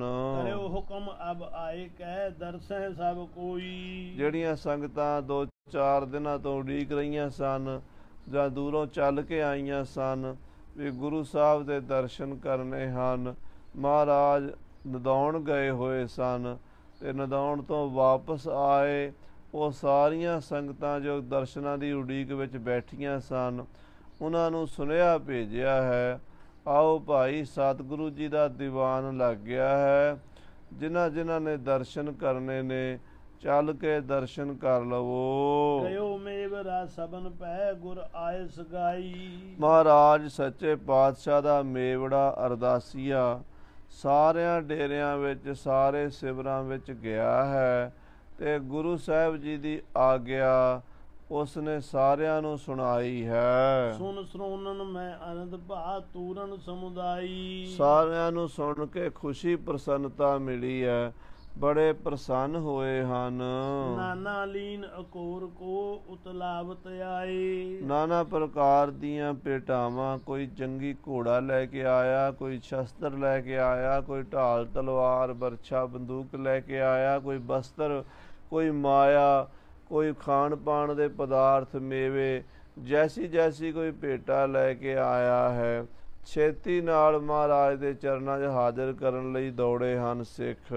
ਮਨੋ ਤਿਰਖਾ ਤੁਰ ਤਾਲ ਕੀ ਸੁਧ ਸੁਨ ਕਰ ਧਾਏ। ਜਿਵੇਂ ਮਾਨੋ ਪਿਆਸਿਆਂ ਨੂੰ ਪਤਾ ਲੱਗਾ ਹੋਵੇ ਵੀ ਨੇੜੇ ਹੀ ਸਰੋਵਰ ਹੈ, ਉਥੋਂ ਜਲ ਮਿਲੇਗਾ ਪੀਣ ਵਾਸਤੇ, ਇਵੇਂ ਦਰਸ਼ਨ ਪਿਆਸੀ ਦਿਨਸ ਰਾਤ, ਚਿਤਵੋਂ ਅਨ ਦਿਨ ਨੀਤ, ਖੋਲ ਕਪਟ ਗੁਰ ਮੇਲੀਆ, ਨਾਨਕ ਹਰ ਸੰਗ ਮੀਤ। ਮਹਾਰਾਜ ਦੇ ਦਰਸ਼ਨਾਂ ਦੀ ਪਿਆਸ ਵਾਲੇ ਗੁਰਸਿੱਖ ਦੌੜੇ ਆਏ ਹਨ। ਚਮਰ ਚਲਾ ਚਲ ਚੁਆਰ ਹਵੈ ਜਨ ਕਿਰਨ ਸਕੇਲੀ। ਮਹਾਰਾਜ ਦੇ ਸੀਸ ਉੱਤੇ ਬੜਾ ਸੁੰਦਰ ਚੌਰ ਚੌਰ ਬਰਦਾਰ ਚਲਾ ਰਹੇ ਨੇ, ਦੋਵੇਂ ਪਾਸੇ ਖੜੇ ਹੋਏ। ਏਦਾਂ ਲੱਗਦਾ ਮਾਨੋ ਸੂਰਜ ਦੀਆਂ ਕਿਰਨਾਂ ਇਕੱਠੀਆਂ ਕਰਕੇ। ਝੂਲਤ ਕਲਗੀ ਸੀਸ ਪਰ ਦਮਕਤ ਦੁੱਤ ਮੇਲੀ। ਮਹਾਰਾਜ ਦੇ ਸੀਸ ਤੇ ਕਲਗੀ ਸ਼ੋਭਾ ਪਾ ਰਹੀ ਹੈ, ਝੂਲਦੀ ਆ ਕਲਗੀ। ਭਾਈ ਵੀਰ ਸਿੰਘ ਜੀ ਨੇ ਲਿਖਿਆ, ਨਾ ਮੈਂ ਬੁੰਨੀ ਮੈਂ ਕੁੱਠੀ ਵੇ ਲੋਕਾ, ਉਸ ਕਲਗੀ ਦੀਆਂ ਅਣੀਆਂ, ਉਹ ਕਲਗੀ ਦੀਆਂ ਅਣੀਆਂ ਹੀ ਮਨ ਨੂੰ ਮੋਹ ਲੈਂਦੀਆਂ ਹਨ। ਕਲਗੀਧਰ ਪਾਤਸ਼ਾਹ ਮਹਾਰਾਜ, ਜਿਨ੍ਹਾਂ ਬਾਰੇ ਭਾਈ ਸੰਤੋਖ ਸਿੰਘ ਜੀ ਕਹਿੰਦੇ ਆ, ਆਨ ਕੀ ਆਥ ਨਿਰਾਸ ਪਈ, ਕਲਗੀਧਰ ਬਾਸ ਕੀਓ ਮਨ ਮਾਹੀ। ਏਦਾਂ ਕਲਗੀਆਂ ਵਾਲੇ ਪਾਤਸ਼ਾਹ ਤਖਤ ਤੇ ਬੈਠੇ ਹਨ। ਰੰਗਦਾਰ ਦਸਤਾਰ ਕੋ ਬੰਦੇਜ ਅਨੂਠੋ। ਅੱਜ ਬੜੀ ਸੋਹਣੀ ਰੰਗਦਾਰ ਦਸਤਾਰ ਸੀਸ ਤੇ ਸਜਾਈ ਹੈ, ਬੜੇ ਅਨੂਠੇ ਢੰਗ ਨਾਲ, ਫੱਬਵੇਂ ਢੰਗ ਨਾਲ ਸੋਹਣੀ ਦਸਤਾਰ ਸੀਸ ਤੇ ਸ਼ੋਭਾ ਪਾ ਰਹੀ ਹੈ। ਜਿਗਾ ਜਵਾਹਰ ਜਗਮਗ ਹੈ ਜਾਹਰ ਛਬ ਬੂਠੋ। ਮਹਾਰਾਜ ਦੇ ਕਲਗੀ ਦੇ ਨਾਲ ਜਿਗਾ, ਜਿਹੜੀ ਹੀਰਿਆਂ ਮੋਤੀਆਂ ਨਾਲ ਜੜੀ ਹੋਈ ਹੈ, ਜਗਮਗ ਜਗਮਗ ਕਰਦੀ ਹੈ, ਜਿਹਦੀ ਚਮਕ ਦੂਰੋਂ ਹੀ ਪੈਂਦੀ ਹੈ। ਬਦਨ ਚੰਦ ਅਹਿਲਾਦ ਕਰ ਮੰਡਲ ਬੱਡ ਰੂਰਾ। ਮਹਾਰਾਜ ਦਾ ਮੁਖੜਾ ਬੜਾ ਖਿੜਿਆ ਹੋਇਆ ਹੈ, ਸੁੰਦਰ ਚੰਦਰਮਾ ਵਰਗਾ ਸਮਾਨ, ਸੋਹਣਾ ਸੁੰਦਰ ਮੁਖੜਾ ਹੈ, ਬਾਲਾ ਹੀ ਮਨ ਨੂੰ ਮੋਹਣ ਵਾਲਾ ਹੈ, ਬੜਾ ਤੇਜ ਪ੍ਰਤਾਪੀ ਮੱਥਾ ਹੈ। ਨੇਤਰਾਂ ਵਿੱਚੋਂ ਜਦੋਂ ਜੋਤ ਨਿਕਲ ਕੇ ਆਪਣੇ ਸੇਵਕਾਂ ਤੇ ਪੈਂਦੀ ਆ ਦ੍ਰਿਸ਼ਟੀ, ਤਾਂ ਉਹਨਾਂ ਨੂੰ ਨਿਹਾਲ ਕਰ ਦਿੰਦੇ ਹਨ। ਕੁੰਡਲ ਡੋਲਤ ਕਰਨ ਯੁਗ ਸੋਭਤ ਗੁਰਸੂਰਾ। ਬੜੇ ਸੋਹਣੇ ਕੁੰਡਲ ਸ਼ੋਭਾ ਪਾਉਂਦੇ ਨੇ, ਕਰਨਾਂ ਵਿੱਚ ਪਾਏ ਹੋਏ ਪਾਤਸ਼ਾਹ ਬੜੇ ਸੋਹਣੇ ਲੱਗਦੇ ਨੇ। ਕਮਲ ਪਾਖਰੀ ਆਂਖ ਜੁਗ ਪੈਨੀ ਜੁਗ ਕੋਰਾ। ਆਹਾ, ਕਮਲ ਦੀਆਂ ਪੰਖੜੀਆਂ ਵਰਗੀਆਂ ਮੋਟੀਆਂ ਸੁੰਦਰ ਵਿਸਤਰਤ ਸੋਹਣੀਆਂ ਅੱਖਾਂ ਹਨ, ਜਿਨ੍ਹਾਂ ਦੀਆਂ ਦੋਵਾਂ ਕੋਰਾਂ ਤਿੱਖੀਆਂ ਹਨ ਬੜੀਆਂ। ਲਾਜ ਜਹਾਜ ਕਿਰਪਾ ਭਰੇ ਦੇਖਤ ਸਿੱਖ ਓਰਾ। ਔਰ ਇਹ ਨੇਤਰਾਂ ਦੇ ਵਿੱਚ ਜਿੱਥੇ ਵੀਰ ਰਸ ਹੈ, ਜਿੱਥੇ ਜਾਹੋ ਜਲਾਲ ਹੈ, ਉੱਥੇ ਇਹਨਾਂ ਨੇਤਰਾਂ ਵਿੱਚ ਲਾਜ ਵੀ ਹੈ। ਲਾਜ ਜਹਾਜ਼, ਮਾਨੋ ਲਾਜ ਦੇ, ਲੱਜਾ ਦੇ, ਸ਼ਰਮ ਦੇ ਦੋ ਜਹਾਜ਼ ਭਰੇ ਪਏ ਹਨ। ਮਹਾਰਾਜ 10ਵੇਂ ਪਾਤਸ਼ਾਹ ਜੀ ਦੇ ਬਾਰੇ ਪੁਰਾਤਨ ਸਿੰਘ ਅਰਦਾਸ ਕਰਿਆ ਕਰਦੇ ਸੀ। ਨਿਹੰਗ ਸਿੰਘ ਖਾਸ ਕਰਕੇ ਲੰਗਰ ਛਕਣ ਤੋਂ ਬਾਅਦ ਕਹਿੰਦੇ ਹੁੰਦੇ ਸੀ, ਹੁਣ ਦਿਆਂ ਨੂੰ ਬਹੁਤਿਆਂ ਨੂੰ ਪਤਾ ਹੀ ਨਹੀਂ, ਮਰਿਆਦਾ ਹੀ ਨਿਹੰਗ ਸਿੰਘ ਵੀ ਭੁੱਲੀ ਜਾਂਦੇ ਆ। ਇਹ ਪੁਰਾਤਨ ਮਰਿਆਦਾ ਸੀ, ਪ੍ਰਸ਼ਾਦਾ ਛਕਣਾ ਤੇ ਆਖਣਾ, ਹੇ ਸੋਢੀ ਸੱਚੇ ਪਾਤਸ਼ਾਹ ਮਹਾਰਾਜ, ਨਾ ਕਰੀ ਕਿਸੇ ਦਾ ਮੁਥਾਜ, ਕਰੀ ਉਹਦਾ ਮੁਥਾਜ ਜਿਹਦੇ ਨੇਤਰਾਂ 'ਚ ਲਾਜ, ਚੜ੍ਹਨੇ ਕੋ ਘੋੜਾ ਉਡਾਣੇ ਕੋ ਬਾਜ, ਤੇਰਾ ਚਾਰ ਕੁੰਠ ਤੇ ਰਾਜ। ਐਸੇ ਕਲਗੀਧਰ ਪਾਤਸ਼ਾਹ ਮਹਾਰਾਜ ਦੇ ਨੇਤਰ ਹਨ, ਉਹਨਾਂ ਦੇ ਵਿੱਚ ਲਾਜ ਹੈ, ਸ਼ਰਮ ਹੈ। ਭਾਵ ਜੇ ਕੋਈ ਸ਼ਰਨ ਆ ਜਾਵੇ ਤੇ ਫਿਰ ਮਹਾਰਾਜ ਉਹਨੂੰ ਖਾਲੀ ਨਹੀਂ ਮੋੜ ਸਕਦੇ। ਇਹ ਉਹਨਾਂ ਦਾ ਬਿਰਧ ਹੈ, ਜੋ ਸ਼ਰਨ ਆਵੈ ਤਿਸ ਕੰਠ ਲਾਵੈ, ਇਹ ਬਿਰਧ ਸੁਆਮੀ ਸੰਦਾ। ਹਾਂਜੀ। ਸਮਸ ਸਿਆਮ ਸੁੰਦਰ ਗਿਰਦ ਲਗ ਲਗ ਸਮੁਦਾਈ। ਸੋਹਣਾ ਸੁੰਦਰ ਮੁਖੜਾ ਹੈ ਤੇ ਕਾਲੇ ਰੰਗ ਦੀ ਦਾੜੀ। ਮਹਾਰਾਜ ਦੇ ਸੁੰਦਰ ਮੁਖੜੇ ਦੇ ਆਲੇ ਦੁਆਲੇ ਛੋਟੀ ਛੋਟੀ ਬੜੀ ਸੋਹਣੀ ਲੱਗਦੀ ਹੈ। ਸਹਿਜ ਸੋਚ ਕਮਨ ਕੇਸ ਸੁਭ ਅਸ ਉਪਮਾ ਗਾਈ। ਕਵੀ ਜੀ ਕਹਿੰਦੇ ਸਹਿਜ ਸੁਭਾਅ, ਬੜੇ ਸੋਹਣੇ ਨੇਚਰਲੀ ਕੁਦਰਤੀ ਚੀਕਣੇ ਚੀਕਣੇ ਕੇਸ ਹਨ, ਕਾਲੇ ਕਾਲੇ ਕੇਸ ਹਨ। ਕਵੀ ਜੀ ਕਹਿੰਦੇ ਮੇਰੇ ਮਨ 'ਚ ਇਉਂ ਉਪਮਾ ਆਈ ਹੈ। ਰਤਨ ਉਡਗ ਮੁਖ ਚੰਦ ਢਿੱਗ ਪਸਰਿਓ ਤਮ ਜਾਲਾ। ਇਦਾਂ ਲੱਗਦਾ ਹੈ ਵੀ ਜਿਵੇਂ ਮਹਾਰਾਜ ਕਲਗੀਧਰ ਪਾਤਸ਼ਾਹ ਦਾ ਮੁਖੜਾ ਚੰਦਰਮਾ ਸਮਾਨ ਹੈ ਤੇ ਆਲੇ ਦੁਆਲੇ ਕਹਿੰਦੇ ਹਨੇਰਾ ਪਸਰਿਆ ਹੋਇਆ, ਜਿਵੇਂ ਚੰਦਰਮਾ ਦੇ ਆਲੇ ਦੁਆਲੇ ਹਨੇਰਾ ਹੁੰਦਾ ਜਾਂ ਤਾਰਿਆਂ ਦੇ ਆਲੇ ਦੁਆਲੇ ਹਨੇਰਾ ਹੁੰਦਾ, ਇਸ ਤਰ੍ਹਾਂ ਤਾਰਿਆਂ ਵਰਗਾ ਸਤਿਗੁਰਾਂ ਦਾ ਮੁਖੜਾ ਚਮਕਦਾ ਹੈ, ਰਤਨਾਂ ਵਰਗਾ ਮਹਾਰਾਜ ਦਾ ਮੁਖੜਾ ਚਮਕਦਾ ਹੈ ਤੇ ਕਾਲੇ ਕੇਸ ਜਿਹੜੇ ਹਨ ਉਹ ਹਨੇਰੇ ਦੇ ਸਮਾਨ ਸੋਭਾ ਪਾ ਰਹੇ ਹਨ। ਦਿਪਤ ਦਸਨ ਮੁਸਕਿਆਨ ਜੁਤ ਦੁਤ ਚਾਰ ਬਿਸਾਲਾ। ਜਦੋਂ ਪਾਤਸ਼ਾਹ ਮੁਸਕਰਾਉਂਦੇ ਹਨ ਤੇ ਬੁੱਲੀਆਂ ਤੇ ਹਾਸਾ ਆਉਂਦਾ ਹੈ, ਉਸ ਵੇਲੇ ਪਾਤਸ਼ਾਹ ਦੇ ਮੋਤੀਆਂ ਵਰਗੇ ਦੰਦ ਇਉਂ ਚਮਕਦੇ ਨੇ ਜਿਵੇਂ ਮੋਤੀਆਂ ਦੇ ਡੱਬੇ ਵਿੱਚ ਮੋਤੀ ਚਮਕਦੇ ਹੋਣ। ਮਨੋ ਸੁਰਨ ਕੀ ਸਭਾ ਮੈਂ ਕਮਲਾਸਨ ਬੈਸੇ। ਆਖੋ ਸਤਨਾਮ ਸ੍ਰੀ। ਕਵੀ ਜੀ ਕਹਿੰਦੇ ਇੰਝ ਲੱਗਦਾ ਜਿਵੇਂ ਦੇਵਤਿਆਂ ਦੀ ਸਭਾ ਵਿੱਚ ਬ੍ਰਹਮਾ ਜੀ ਬੈਠੇ ਹੋਣ। ਸਿੱਖ ਸੰਗਤ ਕੇ ਵਿੱਚ ਪ੍ਰਭ ਸੋਬਤ ਦੁੱਤ ਐਸੇ। ਆਪਣੇ ਸਿੱਖ ਸੰਗਤ ਵਿੱਚ ਪਾਤਸ਼ਾਹ ਕਲਗੀਆਂ ਵਾਲੇ ਇਸ ਤਰ੍ਹਾਂ ਸੋਭਾ ਪਾ ਰਹੇ ਹਨ। ਦਰਸ਼ਨ ਕਰ ਕਰ ਬੰਦਨਾ ਗਨ ਅਰਪ ਅਕੋਰ ਹੈ। ਅਨੇਕਾਂ ਪ੍ਰਕਾਰ ਦੀਆਂ ਭੇਟਾਵਾਂ ਅਰਪਣ ਕਰ ਕਰਕੇ ਮਹਾਰਾਜ 10ਵੇਂ ਪਾਤਸ਼ਾਹ ਦੇ ਚਰਨਾਂ ਵਿੱਚ ਰੱਖ ਰੱਖ ਕੇ ਨਮਸਕਾਰਾਂ ਕਰਦੇ ਹਨ। ਬੈਠਤ ਹੈ ਚਹੁ ਦਿਸ਼ਾ ਮੈਂ ਦੋਨੋਂ ਕਰ ਜੋਰੇ। ਔਰ ਸਾਧ ਸੰਗਤ ਜੀ ਚਾਰੇ ਪਾਸੇ ਮਹਾਰਾਜ ਦੇ ਆਲੇ ਦੁਆਲੇ ਬੈਠਦੇ ਹਨ, ਦੋਵੇਂ ਹੱਥ ਜੋੜ ਕੇ ਸੋਭਦੇ ਹਨ। ਜਸ ਜਸ ਧਰ ਧਰ ਭਾਵਨਾ ਸਤਿਗੁਰ ਦਰਸ਼ਨ ਤੇ। ਜੈਸੀ ਜੈਸੀ ਭਾਵਨਾ ਦੇ ਨਾਲ ਮਹਾਰਾਜ ਦੇ ਦਰਸ਼ਨ ਕਰਦੇ ਨੇ, ਕੋਈ ਤਾਂ ਮਹਾਰਾਜ ਕੋਲੋਂ ਮੁਕਤੀ ਮੰਗਣ ਆਇਆ ਹੈ ਤੇ ਕੋਈ ਸੰਸਾਰ ਦੇ ਸੁੱਖ ਮੰਗਣ ਆਇਆ ਹੈ। ਜੋ ਮੰਗੈ ਠਾਕਰ ਆਪਣੇ ਤੇ ਸੋਈ ਸੋਈ ਦੇਵੈ, ਨਾਨਕ ਦਾਸ ਮੁਖ ਤੇ ਜੋ ਬੋਲੈ ਇਹਾਂ ਉਹਾਂ ਸੱਚ ਹੋਵੇ। ਜੈਸੀ ਜੈਸੀ ਭਾਵਨਾ ਨਾਲ ਸਿੱਖ ਦਰਸ਼ਨ ਕਰਦੇ ਨੇ, ਤਸ ਤਸ ਪੁਰਵਤ ਸੰਗਤਾਂ ਅਰਦਾਸ ਕਰਨ ਤੇ। ਤੈਸੀ ਤੈਸੀ ਮਹਾਰਾਜ ਭਾਵਨਾ ਪੂਰੀ ਕਰੀ ਜਾਂਦੇ ਨੇ। ਸੰਗਤਾਂ ਅਰਦਾਸਾਂ ਕਰ ਰਹੀਆਂ ਨੇ, ਜੋ ਮੰਗਦੀਆਂ ਨੇ ਸੰਗਤਾਂ ਮਹਾਰਾਜ ਦੇਈ ਜਾਂਦੇ ਨੇ। ਕਿਰਪਾ ਦ੍ਰਿਸ਼ਟ ਸਭ ਹੂਨ ਪਰ ਡਾਰਤ ਦਿਸ ਚਾਰੇ। ਮਹਾਰਾਜ ਚਾਰੇ ਪਾਸੇ ਕਿਰਪਾ ਦ੍ਰਿਸ਼ਟੀ ਨਾਲ ਤੱਕਦੇ ਨੇ। ਸੰਗਤਾਂ ਦੇ ਦੀਵਾਨ ਵਿੱਚ ਬੈਠੀਆਂ ਹੋਈਆਂ ਸੰਗਤਾਂ ਤੇ ਵੀ ਨਿਗਾਹ ਪੈਂਦੀ ਹੈ, ਔਰ ਜਿਹੜੇ ਮੱਥਾ ਟੇਕਣ ਲਈ ਲਾਈਨ 'ਚ ਲੱਗੇ ਖਲੋਤੇ ਨੇ ਉਹਨਾਂ ਤੇ ਵੀ ਨਿਗਾਹ ਪੈਂਦੀ ਹੈ। ਜਿਹੜੇ ਦੂਰ ਖੜ ਕੇ ਦਰਸ਼ਨ ਕਰ ਰਹੇ ਨੇ, ਅਜੇ ਨੇੜੇ ਆਉਣ ਦਾ ਉਹਨਾਂ ਨੂੰ ਸਮਾਂ ਨਹੀਂ ਮਿਲ ਰਿਹਾ, ਉਹਨਾਂ ਉੱਤੇ ਵੀ ਦ੍ਰਿਸ਼ਟੀ ਕਰ ਰਹੇ ਨੇ। ਮਨਹੁ ਸ੍ਰਿਸ਼ਟ ਕਰ ਉਤਪਤੀ ਬਿਦ ਤਿਨਹੁ ਨਿਹਾਰੇ। ਏਦਾਂ ਲੱਗਦਾ, ਆਖੋ ਸਤਨਾਮ ਸ੍ਰੀ। ਭਾਈ ਸੰਤੋਖ ਸਿੰਘ ਜੀ ਕਵੀ ਰਾਜ ਇਹੋ ਜਿਹਾ ਰੰਗ ਬੰਨ੍ਹ ਦਿੰਦੇ ਨੇ, ਇਹੋ ਜਿਹੀ ਉੱਚੀ ਅਵਸਥਾ 'ਚ ਉਡਾਰੀ ਮਾਰਦੇ ਨੇ, ਸਾਧ ਸੰਗਤ ਜੀ ਉੱਥੇ ਜਾਣਾ ਬੜਾ ਔਖਾ ਹੈ। ਜਹਾਂ ਨਾ ਪਹੁੰਚੇ ਰਵੀ ਵਾਹ ਪਹੁੰਚੇ ਕਵੀ। ਕਹਿੰਦੇ ਮਾਨੋ ਇੱਦਾਂ ਲੱਗਦਾ ਕਲਗੀਧਰ ਪਾਤਸ਼ਾਹ ਇੱਦਾਂ ਆਪਣੀਆਂ ਸੰਗਤਾਂ ਵੱਲ ਵੇਖਦੇ ਨੇ ਜਿਵੇਂ ਬ੍ਰਹਮਾ ਜੀ ਸੰਸਾਰ ਦੀ ਉਤਪਤੀ ਕਰਕੇ ਸੰਸਾਰ ਵੱਲ ਵੇਖ ਰਹੇ ਹੋਣ। ਜਦੋਂ ਬ੍ਰਹਮਾ ਜੀ ਸੰਸਾਰ ਦੀ ਰਚਨਾ ਕਰ ਦਿੰਦੇ ਨੇ ਤਾਂ ਫਿਰ ਆਪਣੇ ਬਣਾਏ ਹੋਏ ਸੰਸਾਰ ਵੱਲ ਵੇਖੀ ਜਾਂਦੇ ਨੇ। ਇੱਦਾਂ ਸਤਿਗੁਰੂ ਆਪਣੇ ਖਾਲਸੇ ਵੱਲ ਵੇਖ ਰਹੇ ਨੇ, ਆਪਣੀਆਂ ਸੰਗਤਾਂ ਵੱਲ ਵੇਖ ਰਹੇ ਨੇ। ਜਾਮ ਥਰੇ ਵਿੱਚ ਸਭਾ ਕੇ ਦਰਸ਼ਨ ਕੋ ਦੀਨਾ। ਇੱਕ ਪੈਰ ਲਗਭਗ 3 ਘੰਟੇ ਸਭਾ ਵਿੱਚ ਬੈਠੇ ਰਹੇ, 3 ਘੰਟੇ ਸੰਗਤਾਂ ਨੂੰ ਦਰਸ਼ਨ ਦਿੱਤੇ ਹਨ। ਕਰ ਨਿਹਾਲ ਤਬ ਸੰਗਤਾਂ ਉਠਬੇ ਮਨ ਕੀਨਾ। ਸੰਗਤਾਂ ਨੂੰ ਨਿਹਾਲ ਕਰਕੇ ਉੱਠਣ ਦੀ ਸੋਚੀ ਹੈ ਵੀ ਉੱਠੀਏ ਹੁਣ।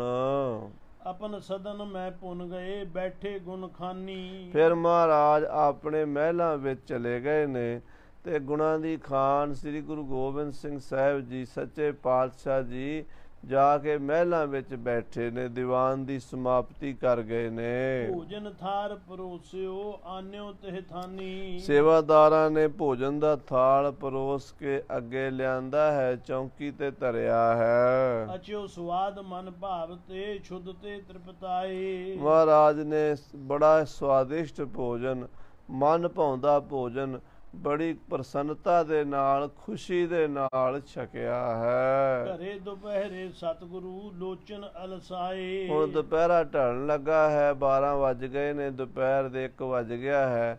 ਹੁਣ ਥੋੜਾ ਆਰਾਮ ਕਰਨ ਲਈ, ਕਿਉਂਕਿ ਸਵਾ ਪਹਿਰ ਰਾਤ ਰਹਿੰਦੀ ਉੱਠ ਪੈਂਦੇ ਸਨ, ਕੁਝ ਸਮਾਂ ਆਰਾਮ ਕਰਨ ਦੀ ਨੇਤਰਾਂ ਵਿੱਚ ਆਲਸ ਆਈ ਹੈ। ਪੌੜੇ ਮ੍ਰਿਦੁਲ ਪ੍ਰਿਅੰਕ ਪਰ ਕੁਛ ਕੀਨ ਆਰਾਮੂ। ਔਰ ਸੋਹਣੇ ਪਲੰਗ ਤੇ ਬਿਰਾਜ ਗਏ ਨੇ ਤੇ ਫਿਰ ਕੁਝ ਘੜੀਆਂ ਆਰਾਮ ਕੀਤਾ ਹੈ। ਸਵਾ ਜਾਮ ਦਿਨ ਕੇ ਰਹੇ ਜਾਗੇ ਸੁਖ ਧਾਮੂ। ਤੇ ਫਿਰ ਜਦੋਂ ਸਵਾ ਪਹਿਰ ਦਿਨ ਰਹਿ ਗਿਆ, ਭਾਵ ਸ਼ਾਮ ਦੇ ਕੋਈ 3 3:30 ਵਜੇ ਹਨ, ਕਿ ਪੌਣੇ 4 ਘੰਟੇ ਦਿਨ ਬਾਕੀ ਰਵੇ, ਉਹਨੂੰ ਸਵਾ ਪਹਿਰ ਕਹਿੰਦੇ ਆ।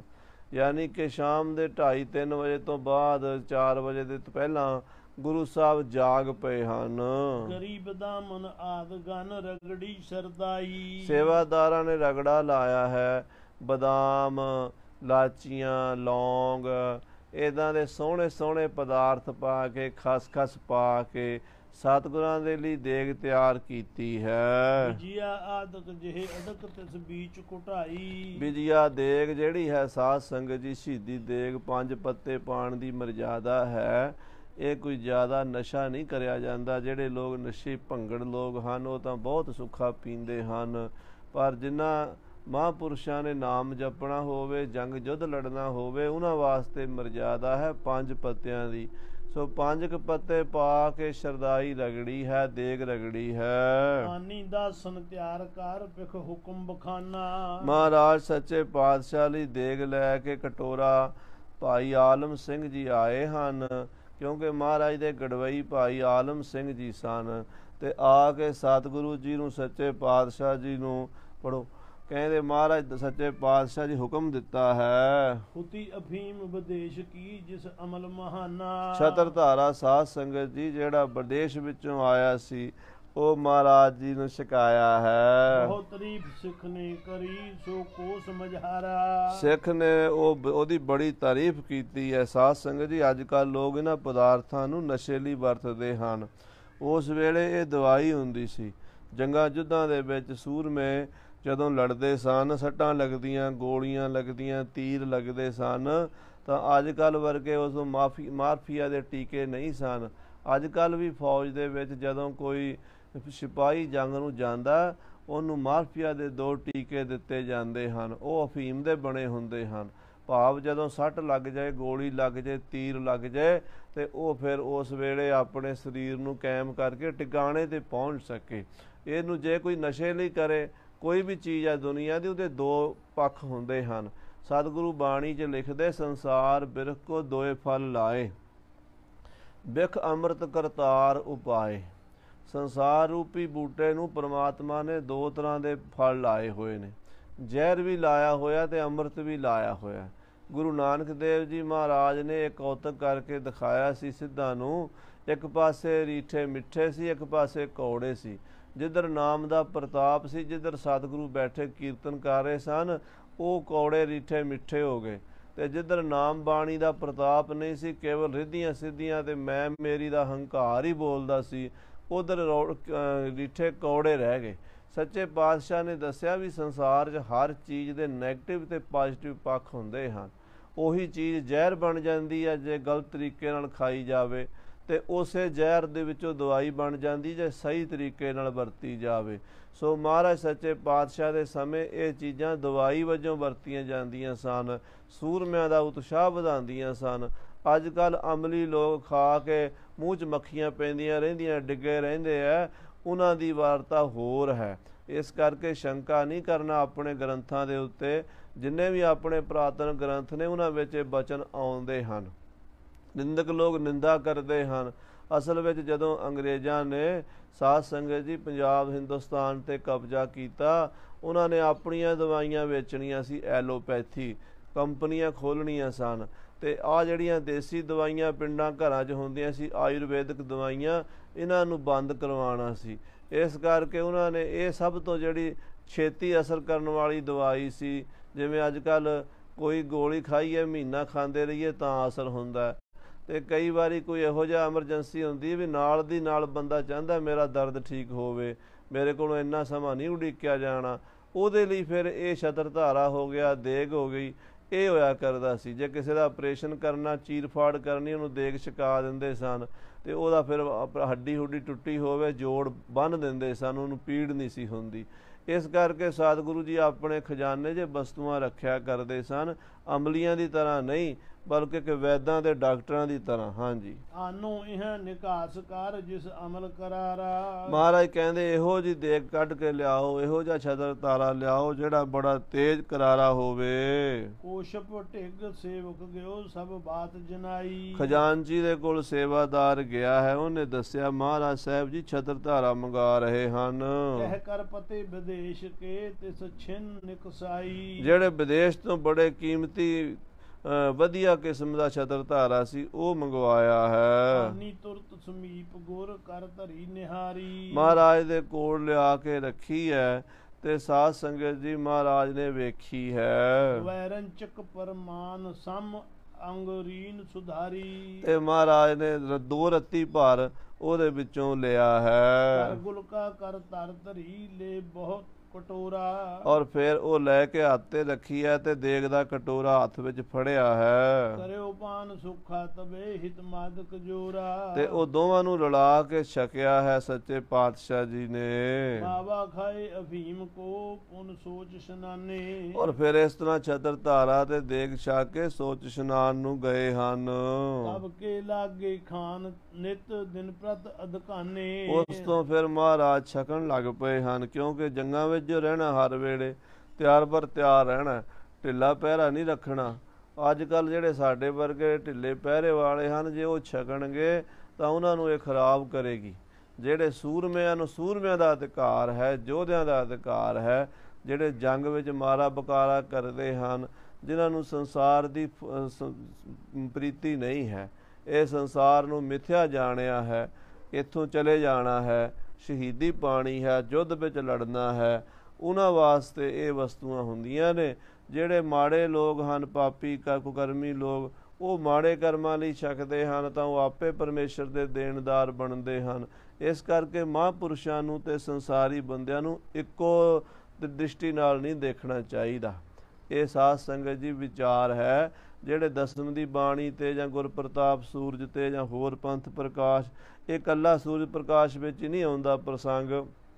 ਆਪਣੇ ਜਿੰਨੇ ਵੀ ਪੁਰਾਤਨ ਗ੍ਰੰਥ ਨੇ, ਗੁਰਬਿਲਾਸ, ਮਹਿਮਾ ਪ੍ਰਕਾਸ਼, ਪੰਥ ਪ੍ਰਕਾਸ਼, ਉਹਨਾਂ ਸਾਰਿਆਂ ਵਿੱਚ ਇੱਦਾਂ ਦੇ ਪ੍ਰਸੰਗ ਆਉਂਦੇ ਹਨ। ਕਈ ਕਹਿੰਦੇ ਬਾਅਦ ਵਿੱਚ ਕਿਸੇ ਨੇ ਲਿਖ ਦਿੱਤੇ ਹਨ। ਜੇ ਬਾਅਦ ਵਿੱਚ ਲਿਖੇ ਹੁੰਦੇ, ਇੱਕ ਗ੍ਰੰਥ ਵਿੱਚ ਲਿਖਣੇ ਸੀ, 2 'ਚ ਲਿਖਣੇ ਸੀ, ਸਾਰਿਆਂ 'ਚ ਥੋੜ੍ਹਾ ਲਿਖਣੇ ਸੀ।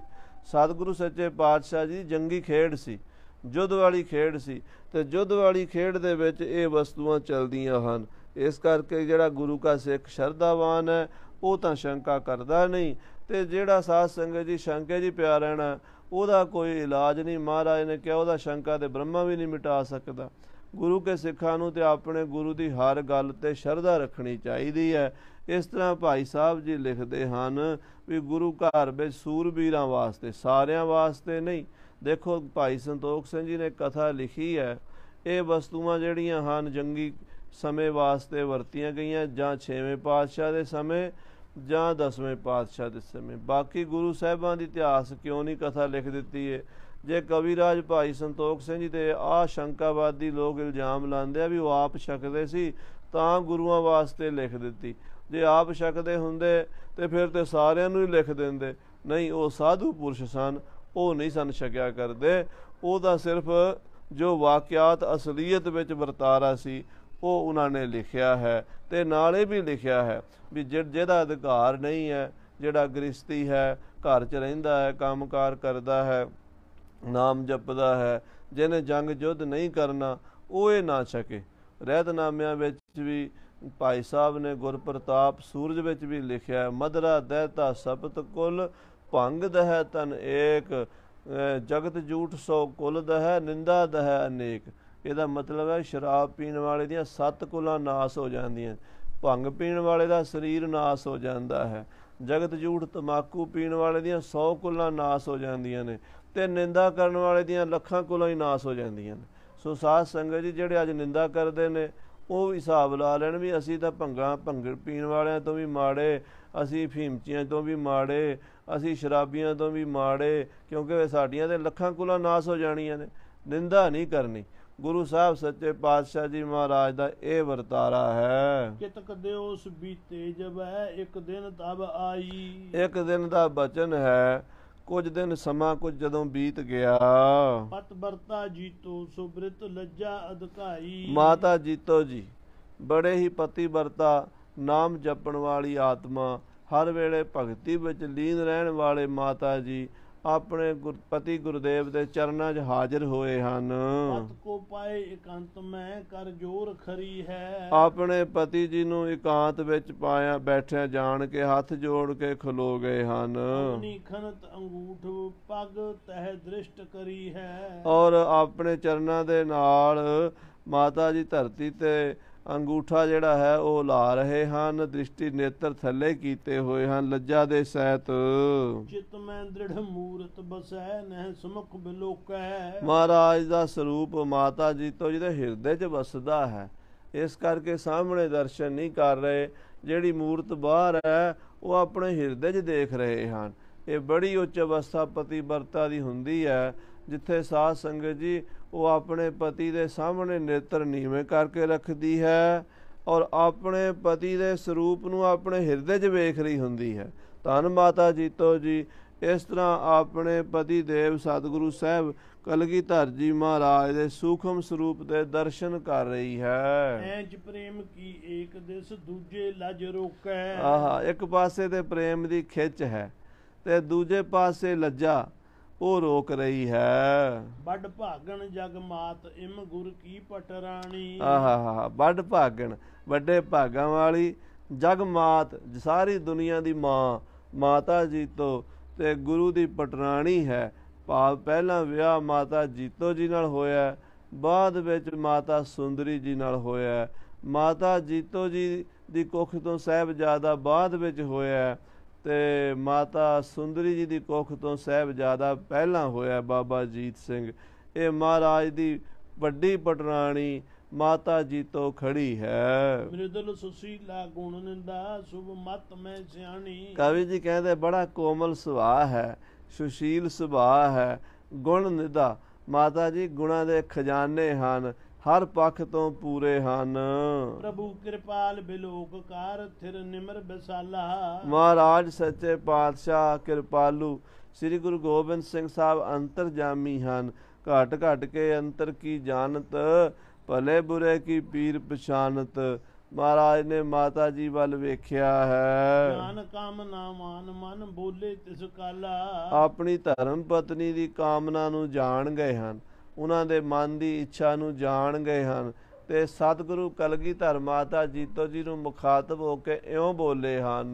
ਘਰ ਵਾਲਨ ਕੀ ਸੁਧ ਕਹਾਂ ਅਬਲਾਖਾ ਕੋ ਹੈ। ਮਹਾਰਾਜ ਕਹਿੰਦੇ ਘਰ ਵਾਲਿਆਂ ਦਾ ਕੀ ਹਾਲ ਹੈ, ਕੀ ਇੱਛਾ ਹੈ, ਕੀ ਮਨ ਵਿੱਚ ਵਾਸਨਾ ਲੈ ਕੇ ਆਏ ਹੋ। ਉਹ ਮਨੋਰਥ ਆਪ ਨੂੰ ਅਬ ਬਾਛਤ ਜੋ ਹੈ। ਮਹਾਰਾਜ ਕਹਿੰਦੇ ਜੀਤੋ ਜੀ ਮਨ ਵਿੱਚ ਜੋ ਵੀ ਮਨੋਰਥ ਹੈ ਨਾ ਉਹ ਮੰਗ ਲਓ, ਜੋ ਵੀ ਇੱਛਾ ਹੈ ਉਹ ਕਹਿ ਦਿਓ, ਤੁਹਾਡੀ ਇੱਛਾ ਪੂਰੀ ਹੋਵੇਗੀ। ਜਿਸ ਹਿਤਕਾਰ ਆਗਮਨ ਕੋ ਥਿਰ ਭਈ ਸਲਾਜਾ। ਹਾਂ, ਜਿਹਦੇ ਵਾਸਤੇ ਆਏ ਹੋ ਬੜੇ ਪ੍ਰੇਮ ਨਾਲ ਸ਼ਰਧਾ ਨਾਲ ਲੱਜਾ ਸਹਿਤ ਖੜੇ ਹੋ, ਕਹਿੰਦੇ ਕਿਉਂ ਨਹੀਂ। ਕਹੋ ਸੁਮਦ ਮੇ ਬਾਰਤਾ ਜਿਸ ਬਿਦ ਕੋ ਕਾਜਾ। ਮਹਾਰਾਜ ਕਹਿੰਦੇ ਹੈ ਜੀਤੋ ਜੀ ਜਿਹੜਾ ਵੀ ਤੁਹਾਡਾ ਮਨ ਦਾ ਮਨੋਰਥ ਹੈ ਨਿਸ਼ੰਕ ਹੋ ਕੇ ਕਹਿ ਦਿਓ, ਲੱਜਾ ਨਾ ਕਰੋ। ਹਾਥ ਬੰਦ ਬੰਦਤ ਬੰਦਤ ਪ੍ਰਭ ਅੰਤਰਜਾਮੀ। ਤੇ ਹੱਥ ਜੋੜ ਕੇ ਸਿਰ ਝੁਕਾ ਕੇ ਮਾਤਾ ਜੀਤੋ ਜੀ ਕਹਿਣ ਲੱਗੇ ਸੱਚੇ ਪਾਤਸ਼ਾਹ ਆਪ ਅੰਤਰਜਾਮੀ ਹੋ, ਵਿਣ ਬੋਲਿਆ ਸਭ ਕੁਛ ਜਾਣਦਾ, ਕਿਸੇ ਆਗਾ ਕੀਚਾ ਅਰਦਾਸ। ਮਹਾਰਾਜ ਆਪ ਜੀ ਨੂੰ ਬਿਨਾਂ ਦੱਸਿਆ ਹੀ ਪਤਾ ਹੈ। ਜਗਤ ਗੁਰੂ ਜਾਨੋ ਸਕਲ ਘਟ ਘਟ ਕੇ ਸੁਆਮੀ। ਆਪ ਸਾਰੀ ਸ੍ਰਿਸ਼ਟੀ ਦੇ ਮਾਲਕ ਹੋ, ਘਟ ਘਟ ਦੇ ਸੁਆਮੀ ਹੋ, ਸਾਰੇ ਜਗਤ ਦੇ ਗੁਰੂ ਹੋ। ਭਲਾ ਆਪ ਜੀ ਤੋਂ ਕੀ ਲੁਕਿਆ ਛਿਪਿਆ ਹੈ, ਆਪ ਜੀ ਜਾਣੀ ਜਾਣ ਹੋ। ਚਾਰੋ ਚਕਨ ਸੰਗਤਾਂ ਚਾਹਤ ਚਿਤ ਪਾਵੈਂ। ਆਪ ਜੀ ਦੇ ਦਰ ਤੋਂ ਲੱਖਾਂ ਸੰਗਤਾਂ ਚਾਰ ਕੁੰਡ ਤੋਂ ਆ ਕੇ ਮਨ ਭਾਉਂਦੇ ਪਦਾਰਥ ਪ੍ਰਾਪਤ ਕਰਦੀਆਂ ਨੇ। ਜੋ ਕੋਈ ਮੰਗਦਾ ਉਹੀ ਮਿਲ ਜਾਂਦਾ ਹੈ। ਸਾਗਰ ਤ ਅਵਨੀ ਜਿਤ ਕਤ ਮਚਰਨ ਮਨਾਵੈ। ਸਾਗਰ ਤੋਂ ਲੈ ਕੇ ਧਰਤੀ ਤੱਕ ਜਿੰਨੀ ਵੀ ਧਰਤੀ ਹੈ ਉੱਥੇ ਤੱਕ ਮਹਾਰਾਜ ਆਪ ਜੀ ਦੇ ਤੁਮ ਚਰਨ ਮਨਾਵੈ। ਤੁਹਾਡੇ ਚਰਨਾਂ ਨੂੰ ਮਨਾਉਂਦੇ ਨੇ, ਤੁਹਾਡੇ ਚਰਨਾਂ ਦੀ ਪੂਜਾ ਕਰਦੇ ਨੇ। ਪੁਰਵੋ ਸਭ ਕੀ ਕਾਮਨਾ ਨਹਿ ਊਨ ਖਜ਼ਾਨਾ। ਮਹਾਰਾਜ ਸਭ ਦੀ ਕਾਮਨਾ ਪੂਰੀ ਕਰਦੇ ਹੋ, ਸਭ ਨੂੰ ਦਾਨ ਦਿੰਦੇ ਹੋ, ਤੇ ਤੁਹਾਡਾ ਖਜ਼ਾਨਾ ਖਾਲੀ ਨਹੀਂ ਹੁੰਦਾ, ਤੁਹਾਡੇ ਖਜ਼ਾਨੇ ਅਖੁੱਟ ਹਨ। ਮਹਾਰਾਜ ਹਰ ਅੰਮ੍ਰਿਤ ਭਗਤ ਭੰਡਾਰ ਹੈ। ਗੁਰ ਸਤਿਗੁਰ ਪਾਸੇ RAM ਰਾਜੇ, ਗੁਰ ਸਤਿਗੁਰ ਸੱਚਾ ਸਾਹੋ ਹੈ। ਸਿੱਖ ਦੇ ਹਰ ਰਾਸੇ, ਧਨ ਧਨ ਵਣਜਾਰਾ ਵਣਜ ਹੈ। ਗੁਰ ਸ਼ਾਹੋ ਸਬਾਸੇ, ਜਨ ਨਾਨਕ ਗੁਰ ਤਿਨ ਪਾਇਆ। ਜਿਨ ਤੁਰ ਲਿਖਤ ਲਿਲਾਟ ਲਿਖਾਸੇ। ਆਪ ਜੀ ਦੇ ਖਜ਼ਾਨੇ ਅਖੁੱਟ ਹਨ ਸਤਿਗੁਰੂ ਜੀ। ਏਰੋ ਜਸ ਜਸ ਭਾਵਨਾ ਦੇਹੁ ਫਲ ਤਿਮ ਨਾਨਾ। ਜੈਸੀ ਜੈਸੀ ਸਿੱਖਾਂ ਦੀ ਭਾਵਨਾ ਵੇਖਦੇ ਹੋ, ਵੈਸਾ ਵੈਸਾ ਫਲ ਦਿੰਦੇ ਹੋ। ਜੋ ਮੰਗੈ ਠਾਕੁਰ ਆਪਣੇ ਤੇ, ਸੋਈ ਸੋਈ ਦੇਵੈ। ਨਾਨਕ ਦਾਸ ਮੁਖ ਤੇ ਜੋ ਬੋਲੈ, ਇਹਾਂ ਉਹਾਂ ਸੱਚ ਹੋਵੈ। ਪ੍ਰਿਆ ਸ਼ਰੀਰ ਕੀ ਮਤ ਗਤੀ, ਜਿਮ ਹੋਏ ਤਿਮ ਜਾਨੋ। ਤੇ ਮਹਾਰਾਜ ਇਸਤਰੀ ਦੇ ਸਰੀਰ ਦੀ ਮਤੀ ਔਰ ਗਤੀ ਕੈਸੀ ਹੁੰਦੀ ਹੈ, ਇਹ ਆਪ ਜਾਣਦੇ ਹੋ। ਇਸਤਰੀ ਨੂੰ ਕੀ ਚਾਹੀਦਾ ਹੈ, ਉਹ ਆਪ ਜਾਣਦੇ ਹੋ। ਤੁਮ ਤੇ ਸੁਤ ਸਪਤਨ ਲਿਓ ਦੁਤਵਾਨ ਮਹਾਨੋ। ਮਹਾਰਾਜ ਮੇਰੀ ਦੂਜੀ ਭੈਣ ਸੁੰਦਰੀ ਜੀ ਨੇ ਤੁਹਾਡੇ ਤੋਂ ਪੁੱਤਰ ਦੀ ਦਾਤ ਪ੍ਰਾਪਤ ਕੀਤੀ ਹੈ। ਤੁਹਾਡਾ ਲਾਲ ਅਜੀਤ ਸਿੰਘ ਤੁਹਾਡੀ ਗੋਦ 'ਚ ਖੇਡ ਰਿਹਾ ਹੈ। ਮੈਂ ਵੀ ਚਾਹੁੰਦੀ ਹਾਂ ਮੇਰੀ ਵੀ ਕੁੱਖ ਨੂੰ ਭਾਗ ਲੱਗੇ ਤੇ ਮੇਰੀ ਕੁੱਖ ਤੋਂ ਵੀ ਵੀਰ ਬਹਾਦਰ ਯੋਧਾ ਪੁੱਤਰ ਪੈਦਾ ਹੋਵੇ। ਬਿਨ ਨੰਦਨ ਆਨੰਦ ਨਹਿ ਘਰ ਸੁਨ ਸਮਾਨਾ। ਬਿਨਾਂ ਪੁੱਤਰ ਦੇ ਘਰ ਵਿੱਚ ਖੁਸ਼ੀ ਨਹੀਂ ਹੁੰਦੀ, ਘਰ ਸੁੰਨ ਸਮਾਨ ਰਹਿੰਦਾ ਹੈ। ਜਦੋਂ ਮੇਰੀ ਗੋਦ 'ਚ ਲਾਲ ਖੇਡੇਗਾ ਤੇ ਮੇਰਾ ਮਨ ਖੁਸ਼ ਹੋ ਜਾਵੇਗਾ। ਦੀਪਕ ਜਤਾ ਪ੍ਰਕਾਸ਼ ਕਰ ਤਿਮ ਕਹਿ ਮਤਵਾਨਾ। ਆਹ ਜਿਵੇਂ ਦੀਵਾ ਬਾਲ ਕੇ ਹਨੇਰਾ ਦੂਰ ਹੋ ਜਾਂਦਾ ਹੈ, ਮਹਾਰਾਜ ਮੇਰੀ ਕੁੱਖ ਵਿੱਚ ਵੀ ਕੁਲ ਦੀਪਕ ਪ੍ਰਗਟ ਹੋਵੇ, ਜਿਹਨੂੰ ਵੇਖ ਵੇਖ ਕੇ ਮੈਂ ਜੀਵਾਂ। ਮੇਰਾ ਵੀ ਕੋਈ ਪੁੱਤਰ ਹੋਵੇ। ਭੂਖਨ ਕਰੇ ਪ੍ਰਕਾਸ਼ ਦੇਨ ਸਭ ਜਗ ਸੁਖ ਪਾਵੈ। ਜਿਵੇਂ ਸੂਰਜ ਚੜ੍ਹਦਾ ਹੈ, ਪ੍ਰਕਾਸ਼ ਕਰਦਾ ਹੈ, ਸਾਰੇ ਸੰਸਾਰ ਨੂੰ ਸੁੱਖ ਮਿਲਦਾ ਹੈ। ਸੂਰਜ ਚੜ੍ਹਦਾ, ਅੰਧੇਰਾ ਮਿਟ ਜਾਂਦਾ ਹੈ। ਤੇ ਮਹਾਰਾਜ ਆਪ ਜੀ ਕਿਰਪਾ ਕਰੋ, ਮੇਰੇ ਘਰ ਪੁੱਤਰ ਰੂਪੀ ਸੂਰਜ ਪੈਦਾ ਕਰੋ। ਜਿਸਕਾ ਦੀਪਕ ਚੰਦ ਹੈ ਤਮ ਦੁਖ ਨਸਾਵੈ। ਤੇ ਰਾਤ ਦਾ ਦੀਵਾ ਚੰਦਰਮਾ ਹੈ, ਉਹ ਵੀ ਹਨੇਰੇ ਨੂੰ ਦੂਰ ਕਰਦਾ ਹੈ। ਭਾਖਿਓ ਕਿਰਪਾ ਨਿਧਾਨ ਕਰ ਸਿੱਖ ਸੰਤਨ ਸੇਵਾ। ਇਹ ਸੁਣ ਕੇ ਕਲਗੀਧਰ ਪਾਤਸ਼ਾਹ ਕਹਿਣ ਲੱਗੇ, ਜੀਤੋ ਜੀ ਜੇ ਪੁੱਤਰ ਦੀ ਦਾਤ ਲੈਣੀ ਹੈ ਤੇ ਗੁਰੂ ਕੇ ਸਿੱਖਾਂ ਦੀ ਸੇਵਾ ਕਰਿਆ ਕਰੋ, ਸੰਗਤ ਦੇ ਝੂਠੇ ਭਾਂਡੇ ਮਾਂਜਿਆ ਕਰੋ, ਗੁਰੂ ਦੇ ਸਿੱਖਾਂ ਨੂੰ ਪ੍ਰਸ਼ਾਦਾ ਬਣਾ ਕੇ ਛਕਾਇਆ ਕਰੋ, ਸੰਤਾਂ ਗੁਰਸਿੱਖਾਂ ਭਗਤਾਂ ਦੀ ਸੇਵਾ ਕਰਿਆ ਕਰੋ। ਜੋ ਵੀ ਮਿਲਣਾ ਹੈ ਗੁਰੂ ਕੇ ਸਿੱਖਾਂ ਦੀ ਸੇਵਾ 'ਚੋਂ ਮਿਲਣਾ। ਧੰਨ ਗੁਰੂ ਅਰਜਨ ਦੇਵ ਸੱਚੇ ਪਾਤਸ਼ਾਹ ਮਹਾਰਾਜ ਆਪ ਮਾਤਾ ਗੰਗਾ ਜੀ ਨੂੰ ਪੁੱਤਰ ਦੀ ਦਾਤ ਦੇ ਸਕਦੇ ਸਨ, ਇਹਦੇ 'ਚ ਕੋਈ ਸ਼ੰਕਾ ਨਹੀਂ ਹੈ। ਪਰ ਸਾਧ ਸੰਗਤ ਜੀ ਸਾਨੂੰ ਸਾਰਿਆਂ ਨੂੰ ਜਾਂਚ ਸਿਖਾਣੀ ਸੀ ਵੀ ਸਿੱਖਾਂ ਕੋਲ ਕਿੰਨੀ ਤਾਕਤ ਹੈ। ਸਿੱਖਾਂ ਕੋਲੋਂ ਅਰਦਾਸ ਕਰਾਓ, ਸਿੱਖਾਂ ਦੀ ਸੇਵਾ ਕਰੋ। ਬਾਬਾ ਬੁੱਢਾ ਸਾਹਿਬ ਜੀ ਕੋਲ ਭੇਜਿਆ ਤੇ ਮਾਤਾ ਜੀ ਜਾ ਕੇ ਵਰ ਲੈ ਕੇ ਆਏ ਤੇ 6ਵੇਂ ਪਾਤਸ਼ਾਹ ਦਾ ਪ੍ਰਕਾਸ਼ ਹੋਇਆ। ਅੱਜ ਮਹਾਰਾਜ 10ਵੇਂ ਪਾਤਸ਼ਾਹ ਆਪਣੀ ਧਰਮ ਪਤਨੀ ਜੀ ਨੂੰ ਕਹਿ ਰਹੇ, ਮਾਤਾ ਜੀਤੋ ਜੀ ਨੂੰ, ਕਿ ਜੋ ਵੀ ਮਿਲਦਾ ਹੈ ਗੁਰੂ ਕੀ ਸੰਗਤ ਵਿੱਚੋਂ ਮਿਲਦਾ ਹੈ, ਸਿੱਖਾਂ ਦੀ ਸੇਵਾ ਕਰਿਆ ਕਰ। ਭੋਜਨ ਨਾਨਾ ਭਾਂਤ ਕੇ ਦੇ ਬਿਨ ਅਹਮੇਵਾ। ਨਾਨਾ ਪ੍ਰਕਾਰ ਦੇ ਭੋਜਨ ਬਣਾ ਕੇ, ਖੀਰ ਕੜਾਹ ਪੂੜੀਆਂ ਦਾਲਾਂ ਸਬਜ਼ੀਆਂ ਵਧੀਆ ਤੋਂ ਵਧੀਆ ਸੰਗਤ ਨੂੰ ਛਕਾਇਆ ਕਰ। ਪ੍ਰਾਪਤ ਹੋਏ ਸਭ ਕਾਮਨਾ ਸਤ ਸੰਗਤ ਪਾਸੀ। ਆਹਾ ਸਤਿਗੁਰੂ ਕਹਿੰਦੇ ਸੰਗਤ ਤੋਂ ਸਭ ਕੁਝ ਮਿਲਦਾ ਹੈ। ਪ੍ਰਾਪਤ ਹੋਏ ਸਭ ਕਾਮਨਾ, ਸਾਰੀਆਂ ਕਾਮਨਾਵਾਂ ਪੂਰੀਆਂ ਹੁੰਦੀਆਂ ਸੰਗਤ ਦੇ ਕੋਲੋਂ। ਜੋ ਵੀ ਮੰਗੋਗੇ ਸਿੱਖਾਂ ਦੀ ਸੇਵਾ 'ਚੋਂ ਮਿਲੇਗਾ। ਸਾਧ ਸੰਗਤ ਜੀ ਅੱਜ ਜਿੰਨੀ ਵੀ ਸੰਗਤ ਦੇਸ਼ ਵਿਦੇਸ਼ ਕਥਾ ਸੁਣ ਰਹੀ ਹੈ, ਸਾਰਿਆਂ ਨੂੰ ਬੇਨਤੀ ਹੈ ਕਿ ਆਪਣੇ ਪਿਛਲੇ 20-30 ਸਾਲ ਬੜਾ ਇਹੋ ਜਿਹਾ ਵਰਤਾਰਾ ਵਰਤ ਗਿਆ ਕਿ ਸ਼ਰਧਾ ਭਾਵਨਾ ਘਟਦੀ ਜਾ ਰਹੀ ਹੈ। ਘਰ ਵਿੱਚ 5 ਸਿੰਘਾਂ ਨੂੰ ਲਿਆਣਾ, ਹੱਥ ਧੁਆਣੇ, ਪ੍ਰਸ਼ਾਦਾ ਛਕਾਉਣਾ। ਬਹੁਤਾ ਨਹੀਂ ਤੇ ਸਾਲ ਵਿੱਚ 2-4 ਵਾਰੀ ਤਾਂ ਜ਼ਰੂਰ ਗੁਰਸਿੱਖ ਕਰਿਆ ਕਰਦੇ ਸੀ। ਕਈ ਤਾਂ ਹਰ ਮਹੀਨੇ ਕਰਦੇ ਸੀ, ਕਈ ਹਰ ਹਫ਼ਤੇ ਕਰਦੇ ਸੀ। ਕਲਯੁਗ ਦਾ ਪਹਿਰਾ ਐਸਾ ਵਰਤਿਆ, ਇਹ ਮਰਜ਼ਾਦਾ ਹੀ ਅਲੋਪ ਹੁੰਦੀ ਜਾ ਰਹੀ ਹੈ। ਘਰਾਂ ਵਿੱਚ ਸਿੱਖਾਂ ਨੂੰ ਲਿਆ ਕੇ ਪ੍ਰਸ਼ਾਦਾ ਛਕਾਓ, ਸੇਵਾ ਕਰੋ, ਅਰਦਾਸ ਕਰਾਓ, ਜੋ ਵੀ ਮੰਗੋਗੇ ਮਿਲੇਗਾ। ਇਹ ਮਹਾਰਾਜ ਕਲਗੀਧਰ ਪਾਤਸ਼ਾਹ ਆਪਣੀ ਧਰਮ ਪਤਨੀ ਮਾਤਾ ਜੀਤੋ ਜੀ ਨੂੰ ਕਹਿ ਰਹੇ ਹਨ।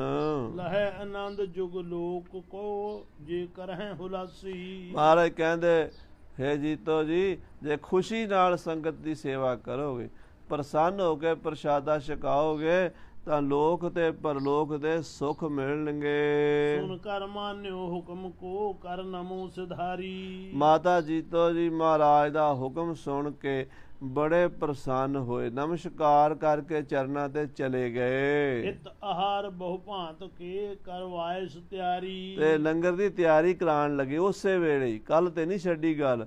ਉਸੇ ਵੇਲੇ ਜਾ ਕੇ ਰਸੋਈ ਦੇ ਵਿੱਚ ਦਾਸੀਆਂ ਨੂੰ ਕਿਹਾ ਵੀ ਮੇਰੇ ਨਾਲ ਲੱਗੋ ਤੇ ਆਹ ਕੰਮ ਕਰੋ। ਕੋਈ ਖੀਰ ਬਣਾਉਣੀ ਹੈ, ਕੜਾਹ ਪ੍ਰਸ਼ਾਦ ਬਣਾਉਣਾ, ਦਾਲਾਂ ਸਬਜ਼ੀਆਂ, ਰਾਇਤੇ, ਦਹੀਂ ਪਕੌੜੇ, ਇੱਦਾਂ ਦੇ ਵਧੀਆ ਵਧੀਆ ਜਿਹੜੇ ਛਕ ਕੇ ਮਨ ਪ੍ਰਸੰਨ ਹੋਵੇ ਸੰਗਤ ਦਾ, ਇਹੋ ਜਿਹੇ ਭੋਜਨ ਤਿਆਰ ਕਰਵਾਏ ਹਨ।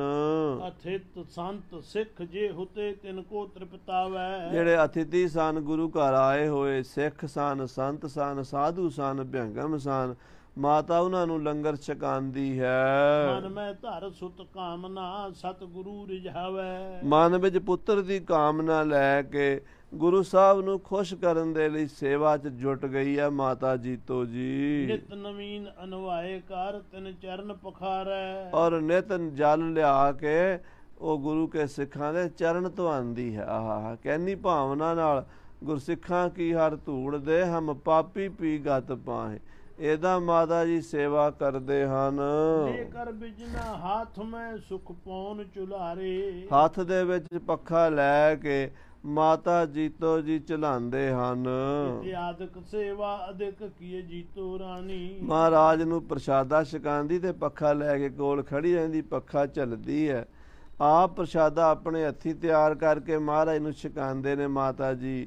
ਏਦਾਂ ਮਾਤਾ ਜੀਤੋ ਰਾਣੀ, ਧੰਨ ਮਾਤਾ, ਰਾਣੀਆਂ ਦੀ ਰਾਣੀ, ਮਹਾਰਾਣੀਆਂ ਦੀ ਮਹਾਰਾਣੀ, ਪਾਤਸ਼ਾਹ ਮਹਾਰਾਜਿਆਂ ਦੀ ਮਹਾਰਾਣੀ, ਗੁਰੂ ਗੋਬਿੰਦ ਸਿੰਘ ਸੱਚੇ ਪਾਤਸ਼ਾਹ ਦੇ ਧਰਮ ਪਤਨੀ ਮਾਤਾ ਜੀਤੋ ਜੀ ਸੇਵਾ ਕਰਦੇ ਹਨ। ਪ੍ਰਭ ਮਨ ਪਰਮ ਪ੍ਰਸੰਨ ਭੇ ਸਗਰੇ ਸੁਖਦਾਨੀ। ਮਹਾਰਾਜ ਬੜੇ ਪ੍ਰਸੰਨ ਹੋਏ ਹਨ, ਸੁੱਖਾਂ ਦੇ ਦਾਤੇ, ਬੜੇ ਦਇਆ ਦੇ ਘਰ ਵਿੱਚ ਆਏ ਹਨ।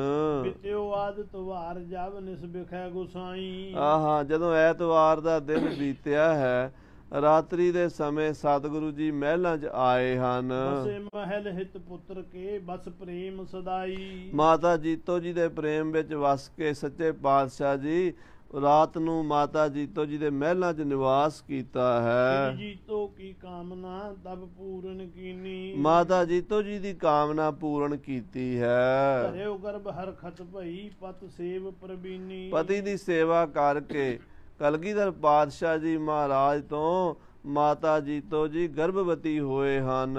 ਵੱਡ ਭਾਗਨ ਅਨੁਰਾਗਨੀ ਉਰਕੰਤ ਬਸਾਇਓ। ਆਹ ਵੱਡੇ ਭਾਗਾਂ ਵਾਲੇ ਪ੍ਰੇਮ ਦੀ ਮੂਰਤੀ ਧੰਨ ਮਾਤਾ ਜੀਤੋ ਜੀ, ਜਿਨ੍ਹਾਂ ਨੇ ਆਪਣੇ ਪਤੀ ਮਹਾਰਾਜ ਸ੍ਰੀ ਕਲਗੀਧਰ ਜੀ ਦੇ ਸਰੂਪ ਨੂੰ ਆਪਣੇ ਹਿਰਦੇ 'ਚ ਵਸਾਇਆ ਹੋਇਆ ਹੈ।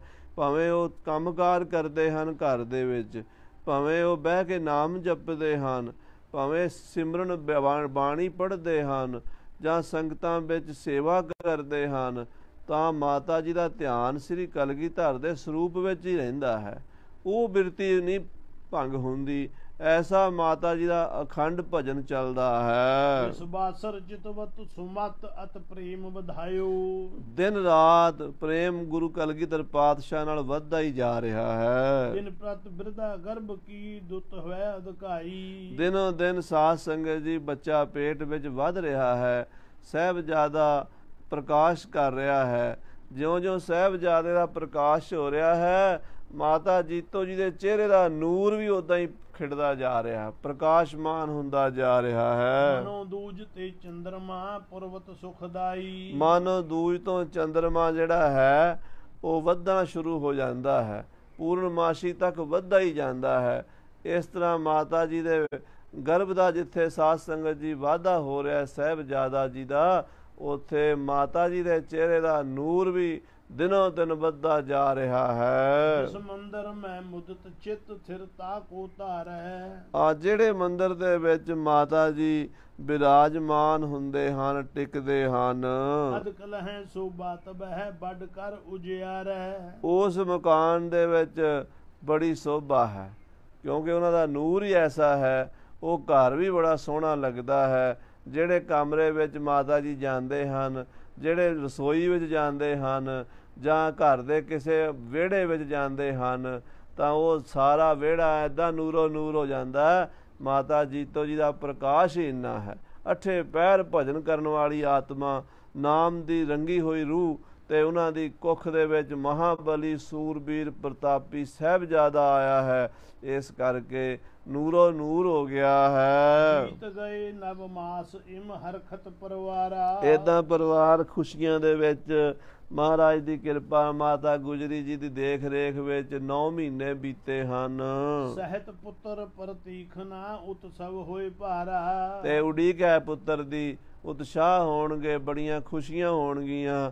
ਮਾਤਾ ਗੁਜਰੀ ਸਗਨ ਮਨਾ ਰਹੀ ਹੈ, ਉਸ ਸਮੇਂ ਨੂੰ ਉਡੀਕ ਰਹੀ ਹੈ। ਚੇਤ ਸੁਧੀ ਥਿਤ ਸਪਤਮੀ ਕੁਝ ਬਾਸੁਰਿਆ ਵਾ। ਸਾਧ ਸੰਗਤ ਜੀ, ਚੇਤਰ ਸੁਦੀ 7ਵੀਂ ਵਾਲਾ ਦਿਨ ਆਇਆ ਹੈ। ਚੇਤਰ ਸੁਦੀ 7ਵੀਂ ਤੇ ਮੰਗਲਵਾਰ ਦਾ ਦਿਨ ਸੀ। 1747 ਸੰਮਤ ਮੁਦਸ਼ਾਵਾ। ਤੇ 1747 ਸੰਮਤ, ਇਹ ਬਿਕਰਮੀ ਸੰਮਤ ਸੀ ਸਾਧ ਸੰਗਤ ਜੀ। ਇਹ ਸੰਮਤ ਚੜਿਆ ਹੈ ਤੇ ਦੂਸਰਾ ਜਿਹੜਾ ਹੈ ਉਹ 1690 ਈਸਵੀ ਬਣਦਾ ਹੈ। ਭਰੇ ਲਗਨ ਗ੍ਰਹਿ ਊਚ ਕੱਛ ਜਨਮਿਓ ਸੁਖ ਪਾਏ। ਆ ਬੜੇ ਸੋਹਣੇ ਲਗਨਾਂ ਵਿੱਚ, ਬੜੇ ਸੋਹਣੇ ਸਮੇਂ ਵਿੱਚ ਸਾਹਿਬਜ਼ਾਦੇ ਨੇ ਜਨਮ ਲਿਆ ਹੈ। ਸੇ ਬੇਮਾਨ ਗਨ ਧਾਏ ਤੇ ਬਹੁ ਦੀਪ ਜਗਾਏ। ਆ ਬਹੁਤ ਸਾਰੀਆਂ ਦਾਈਆਂ ਮਾਤਾ ਜੀਤੋ ਜੀ ਦੀ ਸੇਵਾ 'ਚ ਹਾਜ਼ਰ ਰਹੀਆਂ ਹਨ, ਔਰ ਦੀਵੇ ਘਿਓ ਦੇ ਬਾਲੇ ਗਏ ਹਨ।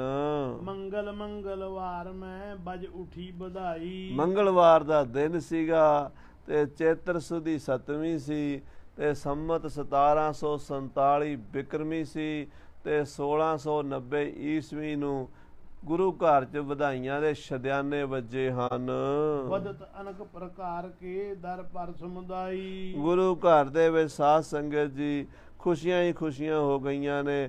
ਬਾਜੇ ਬਾਦਤ ਅਨੇਕ ਪ੍ਰਕਾਰ ਕੇ, ਬੜੇ ਭਾਂਤ ਭਾਂਤ ਦੇ ਬਾਜੇ, ਰਣ ਸਿੰਘੇ, ਭੇਰੀਆਂ, ਸ਼ਹਿਨਾਈਆਂ, ਪਟੇ ਪਣਮ ਵਜਾ ਕੇ ਵਜੰਤਰੀਆਂ ਨੇ ਖੁਸ਼ੀ ਮਨਾਈ ਹੈ। ਸ੍ਰੀ ਗੁਜਰੀ ਬਹੁ ਭਾਂਤ ਕਰ ਉਤਸਵ ਕੋਠਾਨਾ। ਮਾਤਾ ਗੁਜਰੀ ਨੇ ਬੜਾ ਉਤਸਵ ਕੀਤਾ ਹੈ, ਬੜੀ ਖੁਸ਼ੀ ਮਨਾਈ ਹੈ। ਮੰਗਤ ਗਨ ਜਨ ਸੁਨਤ ਹੀ ਦੌਰੇ ਹਿਤ ਦਾਨਾ। ਤੇ ਮੰਗਤੇ ਲੋੜਵੰਦ, ਜਿਨ੍ਹਾਂ ਨੂੰ ਪਤਾ ਸੀ ਗੁਰੂ ਘਰ ਤੋਂ ਦਾਨ ਬੜਾ ਮਿਲਦਾ ਹੈ, ਮਾਤਾ ਗੁਜਰੀ ਖੁੱਲੇ ਹੱਥੀ ਦਾਨ ਦਿੰਦੀ ਹੈ।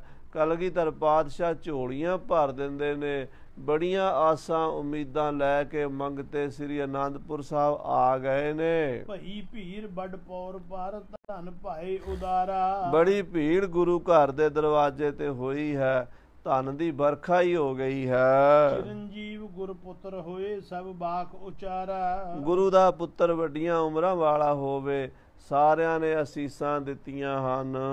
ਕਲਗੀਧਰ ਕੇ ਨਿਕਟ ਭਾਵੈ ਮਨ ਭਾਇਓ। ਇਧਰ ਕਲਗੀਧਰ ਪਾਤਸ਼ਾਹ ਮਨ ਭਾਉਂਦਾ ਦਾਨ ਗਰੀਬਾਂ, ਲੋੜਵੰਦਾਂ, ਮੰਗਤਿਆਂ ਨੂੰ, ਢਾਡੀਆਂ ਨੂੰ, ਰਾਗੀਆਂ ਨੂੰ, ਕਵੀਆਂ ਨੂੰ, ਗੁਣੀਆਂ ਨੂੰ ਦੇ ਰਹੇ ਹਨ। ਸਿੱਖ ਕੀਰਤ ਕੀ ਸਹਿਤ ਸਭ ਕਹਿਤ ਸੁਣਾਇਓ। ਸਾਰੇ ਮਹਾਰਾਜ ਦਾ ਜਸ ਵੀ ਕਰਦੇ ਨੇ। ਤੇ ਸਾਹਿਬਜ਼ਾਦਾ ਵੱਡੀਆਂ ਉਮਰਾਂ ਵਾਲਾ ਹੋਵੇ, ਪ੍ਰਤਾਪੀ ਹੋਵੇ, ਸੂਰਬੀਰ ਬਹਾਦਰ ਯੋਧਾ ਹੋਵੇ, ਸਭ ਅਸੀਸਾਂ ਦਿੰਦੇ ਜਾ ਰਹੇ ਨੇ। ਗੁਜਰੀ ਕੇ ਜਾਏ ਢਿੱਗ ਬਹੁ ਦੇਤ ਵਧਾਈ। ਇੱਕ ਮਾਤਾ ਗੁਜਰੀ ਕੋਲ ਜਾ ਕੇ ਵਧਾਈਆਂ ਦਿੰਦੇ, ਮਾਤਾ ਜੀ ਵਧਾਈ, ਤੁਹਾਨੂੰ ਪੋਤਰੇ ਦੀ ਦਾਤ ਮਿਲੀ ਹੈ, ਸਾਡੇ ਗਰੀਬਾਂ ਦੀ ਝੋਲੀ ਭਰੋ। ਹਰਤ ਦੂਰ ਬਾ ਅਰਪ ਕਰ ਪ੍ਰਾਪਤ ਮਨ ਭਾਈ। ਗਰੀਬ ਲੋਕ ਹਰੇ ਰੰਗ ਦਾ ਦੂਬੜਾ ਘਾਹ ਲੈ ਕੇ ਨਾ ਉਹ ਦਿੰਦੇ। ਉਹਦਾ ਮਤਲਬ ਹੁੰਦਾ ਵੀ ਤੁਹਾਡਾ ਘਰ ਹਰਾ ਭਰਾ ਰਹੇ। ਇਹ ਜਿਹੜਾ ਘਾਹ ਹੈ ਨਾ ਸਾਧ ਸੰਗਤ ਜੀ, ਇਹਨੂੰ ਭੂਤ ਸੁੱਤ ਕਹਿੰਦੇ ਨੇ। ਧਰਤੀ ਦਾ ਪੁੱਤਰ, ਵੈਸੇ ਤਾਂ ਆਪਾਂ ਸਾਰੇ ਹੀ ਧਰਤੀ ਦੇ ਪੁੱਤਰ ਹਾਂ, ਧਰਤੀ ਮਾਂ ਹੈ, ਪਰ ਜਦੋਂ ਸਭ ਤੋਂ ਪਹਿਲਾਂ ਸ੍ਰਿਸ਼ਟੀ ਦੀ ਮਹਾਰਾਜ ਪਰਮੇਸ਼ਰ ਰਚਨਾ ਕਰਦਾ ਤਾਂ ਜਦੋਂ ਮੀਂਹ ਦੀਆਂ ਕਣੀਆਂ ਧਰਤੀ ਤੇ ਪੈਂਦੀਆਂ ਸਭ ਤੋਂ ਪਹਿਲਾਂ ਘਾਹ ਪੈਦਾ ਹੁੰਦਾ, ਉਸ ਤੋਂ ਬਾਅਦ ਫਿਰ ਜੀਵ ਜੰਤੂ ਪੈਦਾ ਹੁੰਦੇ ਆ। ਇਹ ਸ੍ਰਿਸ਼ਟੀ ਦਾ ਪਹਿਲਾ ਕਰਮ ਹੈ। ਇਸ ਕਰਕੇ ਘਾਹ ਦਾ ਤਿਣਕਾ ਤੋੜ ਕੇ ਦਿੰਦੇ ਸੀ, ਵਧਾਈ ਹੋਵੇ ਜੀ ਤੁਹਾਡੇ ਘਰ ਪੁੱਤਰ ਹੋਇਆ, ਇਵੇਂ ਤੁਹਾਡੀ ਵੇਲ ਵਧੇ, ਹਰੇ ਭਰੇ ਰਹੋ। ਇਹ ਸੰਕੇਤ ਹੁੰਦਾ ਸੀ। ਹਾਂਜੀ। ਫੂਲਨ ਮਾਲ ਵਿਸਾਲ ਕੋ ਅਰ ਬੰਧਨ ਵਾਲਾ। ਔਰ ਫੁੱਲਾਂ ਦੀਆਂ ਮਾਲਾ ਘਰਾਂ ਦੇ ਅੱਗੇ ਦਰਵਾਜ਼ਿਆਂ ਦੇ ਉੱਤੇ ਬੰਨੀਆਂ ਗਈਆਂ ਨੇ ਲਿਆ ਲਿਆ ਕੇ। ਸਭ ਦਰ ਪਰ ਬੰਧਨ ਕਰੀ ਦਲ ਹਰਤ ਵਿਸਾਲਾ। ਹਰੇ ਪੱਤੇ, ਫੁੱਲਾਂ ਦੇ ਹਾਰ, ਫੁੱਲਾਂ ਦੀਆਂ ਮਾਲਾ, ਲੜੀਆਂ ਪਰੋ ਪਰੋ ਕੇ ਦਰਵਾਜ਼ਿਆਂ ਤੇ ਲਾਈਆਂ ਨੇ ਲੋਕਾਂ ਨੇ ਲਿਆ ਲਿਆ ਕੇ। ਮੁਕਤਾ ਲਰੀਨ ਪੋਏ ਘਰ ਵਿੱਚ ਕੰਚਨ ਸੂਤਾ। ਕਹਿੰਦੇ ਸੋਨੇ ਦੇ ਸੂਤ ਵਿੱਚ ਮੋਤੀ ਪਰੋ ਕੇ ਬੜੇ ਕੀਮਤੀ ਮੋਤੀਆਂ ਦੀਆਂ ਲੜੀਆਂ ਉਹ ਵੀ ਗੁਰੂ ਘਰ ਦੇ ਦਰਵਾਜ਼ੇ ਤੇ ਲਾਈਆਂ ਨੇ। ਬੰਦੀ ਦਵਾਰ ਹੈ ਚਾਰ ਪਰ ਯਹ ਜਨਮ ਸਪੂਤਾ। ਸੋਹਣੇ ਸੁੰਦਰ ਦਰਵਾਜ਼ਿਆਂ ਤੇ ਜਿੱਥੇ ਸਾਹਿਬਜ਼ਾਦੇ ਦਾ ਜਨਮ ਹੋਇਆ ਹੈ ਏਦਾਂ ਮੋਤੀਆਂ ਦੇ ਹਾਰ, ਮੋਤੀਆਂ ਦੀਆਂ ਲੜੀਆਂ ਪਰੋ ਪਰੋ ਕੇ ਲਾਈਆਂ ਹੋਈਆਂ ਨੇ। ਸੋਢ ਬੰਸ ਕੀ ਰੀਤ ਸਭ ਕਹਿ ਕਰ ਕਰਵਾਈ। ਸੋਢ ਬੰਸ ਦੀ ਜਿਹੜੀ ਰੀਤ ਹੈ ਉਹ ਕਰਵਾਈ ਗਈ ਹੈ। ਪੁੱਤਰ ਜਨਮ ਤੇ ਮੋਦ ਮਨ ਗੁਜਰੀ ਸੁਖ ਪਾਈ। ਕਹਿੰਦੇ ਪੋਤਰੇ ਦੇ ਜਨਮ ਤੋਂ ਮਾਤਾ ਗੁਜਰੀ ਜੀ ਬੜੇ ਪ੍ਰਸੰਨ ਹੋਏ ਹਨ। ਦੂਸਰ ਜੰਗ ਨਦੌਨ ਕੋ ਜੈ ਲੈ ਕਰ ਆਏ। ਪਹਿਲਾ ਜੰਗ ਭੰਗਾਣੀ ਦਾ ਜਿੱਤਿਆ ਸੀ ਤੇ ਸਾਹਿਬਜ਼ਾਦੇ ਦਾ ਨਾਂ ਅਜੀਤ ਸਿੰਘ ਰੱਖਿਆ ਸੀ। ਹੁਣ ਦੂਜਾ ਜੰਗ ਜਿੱਤ ਕੇ ਨਦੌਣ ਦਾ ਆਏ ਹਨ। ਜਨਮ ਪੁੱਤਰ ਭਾ ਦੂਸਰੇ ਬਹੁ ਬਜੇ ਵਧਾਏ। ਦੂਸਰੇ ਪੁੱਤਰ ਦਾ ਜਨਮ ਹੋਇਆ, ਇਹ ਜੰਗ ਜਿੱਤ ਕੇ ਆਏ ਨੇ, ਵਧਾਈਆਂ ਹੋਈਆਂ ਨੇ। ਹਿਰਦੈ ਵਿਚਾਰਿਓ ਸਤਿਗੁਰੂ ਧਰਬੇ ਹਿਤ ਨਾਮੂ। ਦੂਜੇ ਪੁੱਤਰ ਦਾ ਨਾਂ ਧਰਨ ਲਈ ਸਤਿਗੁਰਾਂ ਨੇ ਵਿਚਾਰ ਕੀਤੀ ਹੈ। ਜੋਰਾਵਰ ਸਿੰਘ ਤਬ ਕਹਿਓ ਬਿਦਤਿਓ ਸੁਖ ਧਾਮੂ। ਇਹ ਸਾਧ ਸੰਗਤ ਜੀ ਇਤਿਹਾਸ ਵਿੱਚ ਭਾਈ ਸੰਤੋਖ ਸਿੰਘ ਜੀ ਨੇ ਲਿਖਿਆ ਹੈ ਵੀ ਦੂਸਰੇ ਸਾਹਿਬਜ਼ਾਦੇ ਦਾ ਨਾਮ ਜੋਰਾਵਰ ਸਿੰਘ ਆਮ ਪ੍ਰਚਲਿਤ ਹੈ ਜੁਝਾਰ ਸਿੰਘ। ਕੁਝ ਗੱਲਾਂ ਜਿਹੜੀਆਂ ਇਤਿਹਾਸ ਵਿੱਚ ਕਵੀ ਸੈਨਾਪਤੀ ਜੀ ਨੇ ਵੀ ਉਹ ਵੀ ਨਾਮ ਜਿਹੜੇ ਹਨ ਥੋੜ੍ਹਾ ਭੁਲੇਖੇ ਨਾਲ ਲਿਖ ਦਿੱਤੇ ਹਨ, ਜਾਂ ਸਾਨੂੰ ਵੀ ਅਜੇ ਪੂਰਾ ਨਿਸ਼ਚਾ ਕਰਕੇ ਕਹਿਣਾ ਵੀ ਕਿਹੜੇ ਸਾਹਿਬਜ਼ਾਦੇ ਦਾ ਨਾਂ ਕੀ ਸੀ। ਪਰ ਜਿਹੜਾ ਪ੍ਰਚਲਿਤ ਹੋ ਗਿਆ ਖਾਲਸੇ ਵਿੱਚ ਜ਼ਿਆਦਾਤਰ ਗ੍ਰੰਥਾਂ ਵਿੱਚ ਵੱਡੇ ਅਜੀਤ ਸਿੰਘ ਜੀ, ਦੂਜੇ ਜੁਝਾਰ ਸਿੰਘ ਜੀ, ਤੀਜੇ ਜੋਰਾਵਰ ਸਿੰਘ ਜੀ, ਚੌਥੇ ਬਾਬਾ ਫਤਿਹ ਸਿੰਘ ਜੀ ਸਨ। ਸੋ ਹੁਣ ਬਾਬਾ ਜੁਝਾਰ ਸਿੰਘ ਜੀ ਦਾ ਜਨਮ ਹੋਇਆ, ਫਿਰ ਜੋਰਾਵਰ ਸਿੰਘ ਦਾ ਜਨਮ ਹੋਏਗਾ, ਫਿਰ ਬਾਬਾ ਫਤਿਹ ਸਿੰਘ ਜੀ ਦਾ। ਇਸ ਤਰ੍ਹਾਂ ਇਹ ਕਰਮਵਾਰ ਸਾਹਿਬਜ਼ਾਦੇ ਚਾਰੇ ਪ੍ਰਗਟ ਹੋਏ ਜਿਹੜੇ ਅਕਾਲ ਪੁਰਖ ਦੀਆਂ ਗੰਮੀ ਸ਼ਕਤੀਆਂ ਲੈ ਕੇ ਆਏ ਔਰ ਸੰਸਾਰ ਦਾ ਉਧਾਰ ਕੀਤਾ। ਧਰਮ ਦੇ ਇਸ ਜਗ ਵੇਦੀ ਉੱਤੇ ਆਪਣੇ ਪ੍ਰਾਣਾਂ ਦੀ ਆਹੂਤੀ ਦੇ ਕੇ ਦੇਸ਼ ਕੌਮ ਦੀ ਰਾਖੀ ਕੀਤੀ। ਸੋ ਕਿਸੇ ਪ੍ਰਕਾਰ ਦੇ ਸ਼ੰਕੇ 'ਚ ਪੈਣ ਦੀ ਲੋੜ ਨਹੀਂ ਹੈ। ਮਹਾਰਾਜ ਸੱਚੇ ਪਾਤਸ਼ਾਹ ਜੀ ਦੇ ਚਾਰੇ ਸਾਹਿਬਜ਼ਾਦੇ ਪੂਜਨੀਕ ਔਰ ਮਹਾਨ ਹਨ। इतने बचन प्रमाण करने। हे गोबिंद, हे गोपाल, हे दयाल, प्राणनाथ अनाथ सखे दीन, हे समर्थ अगाम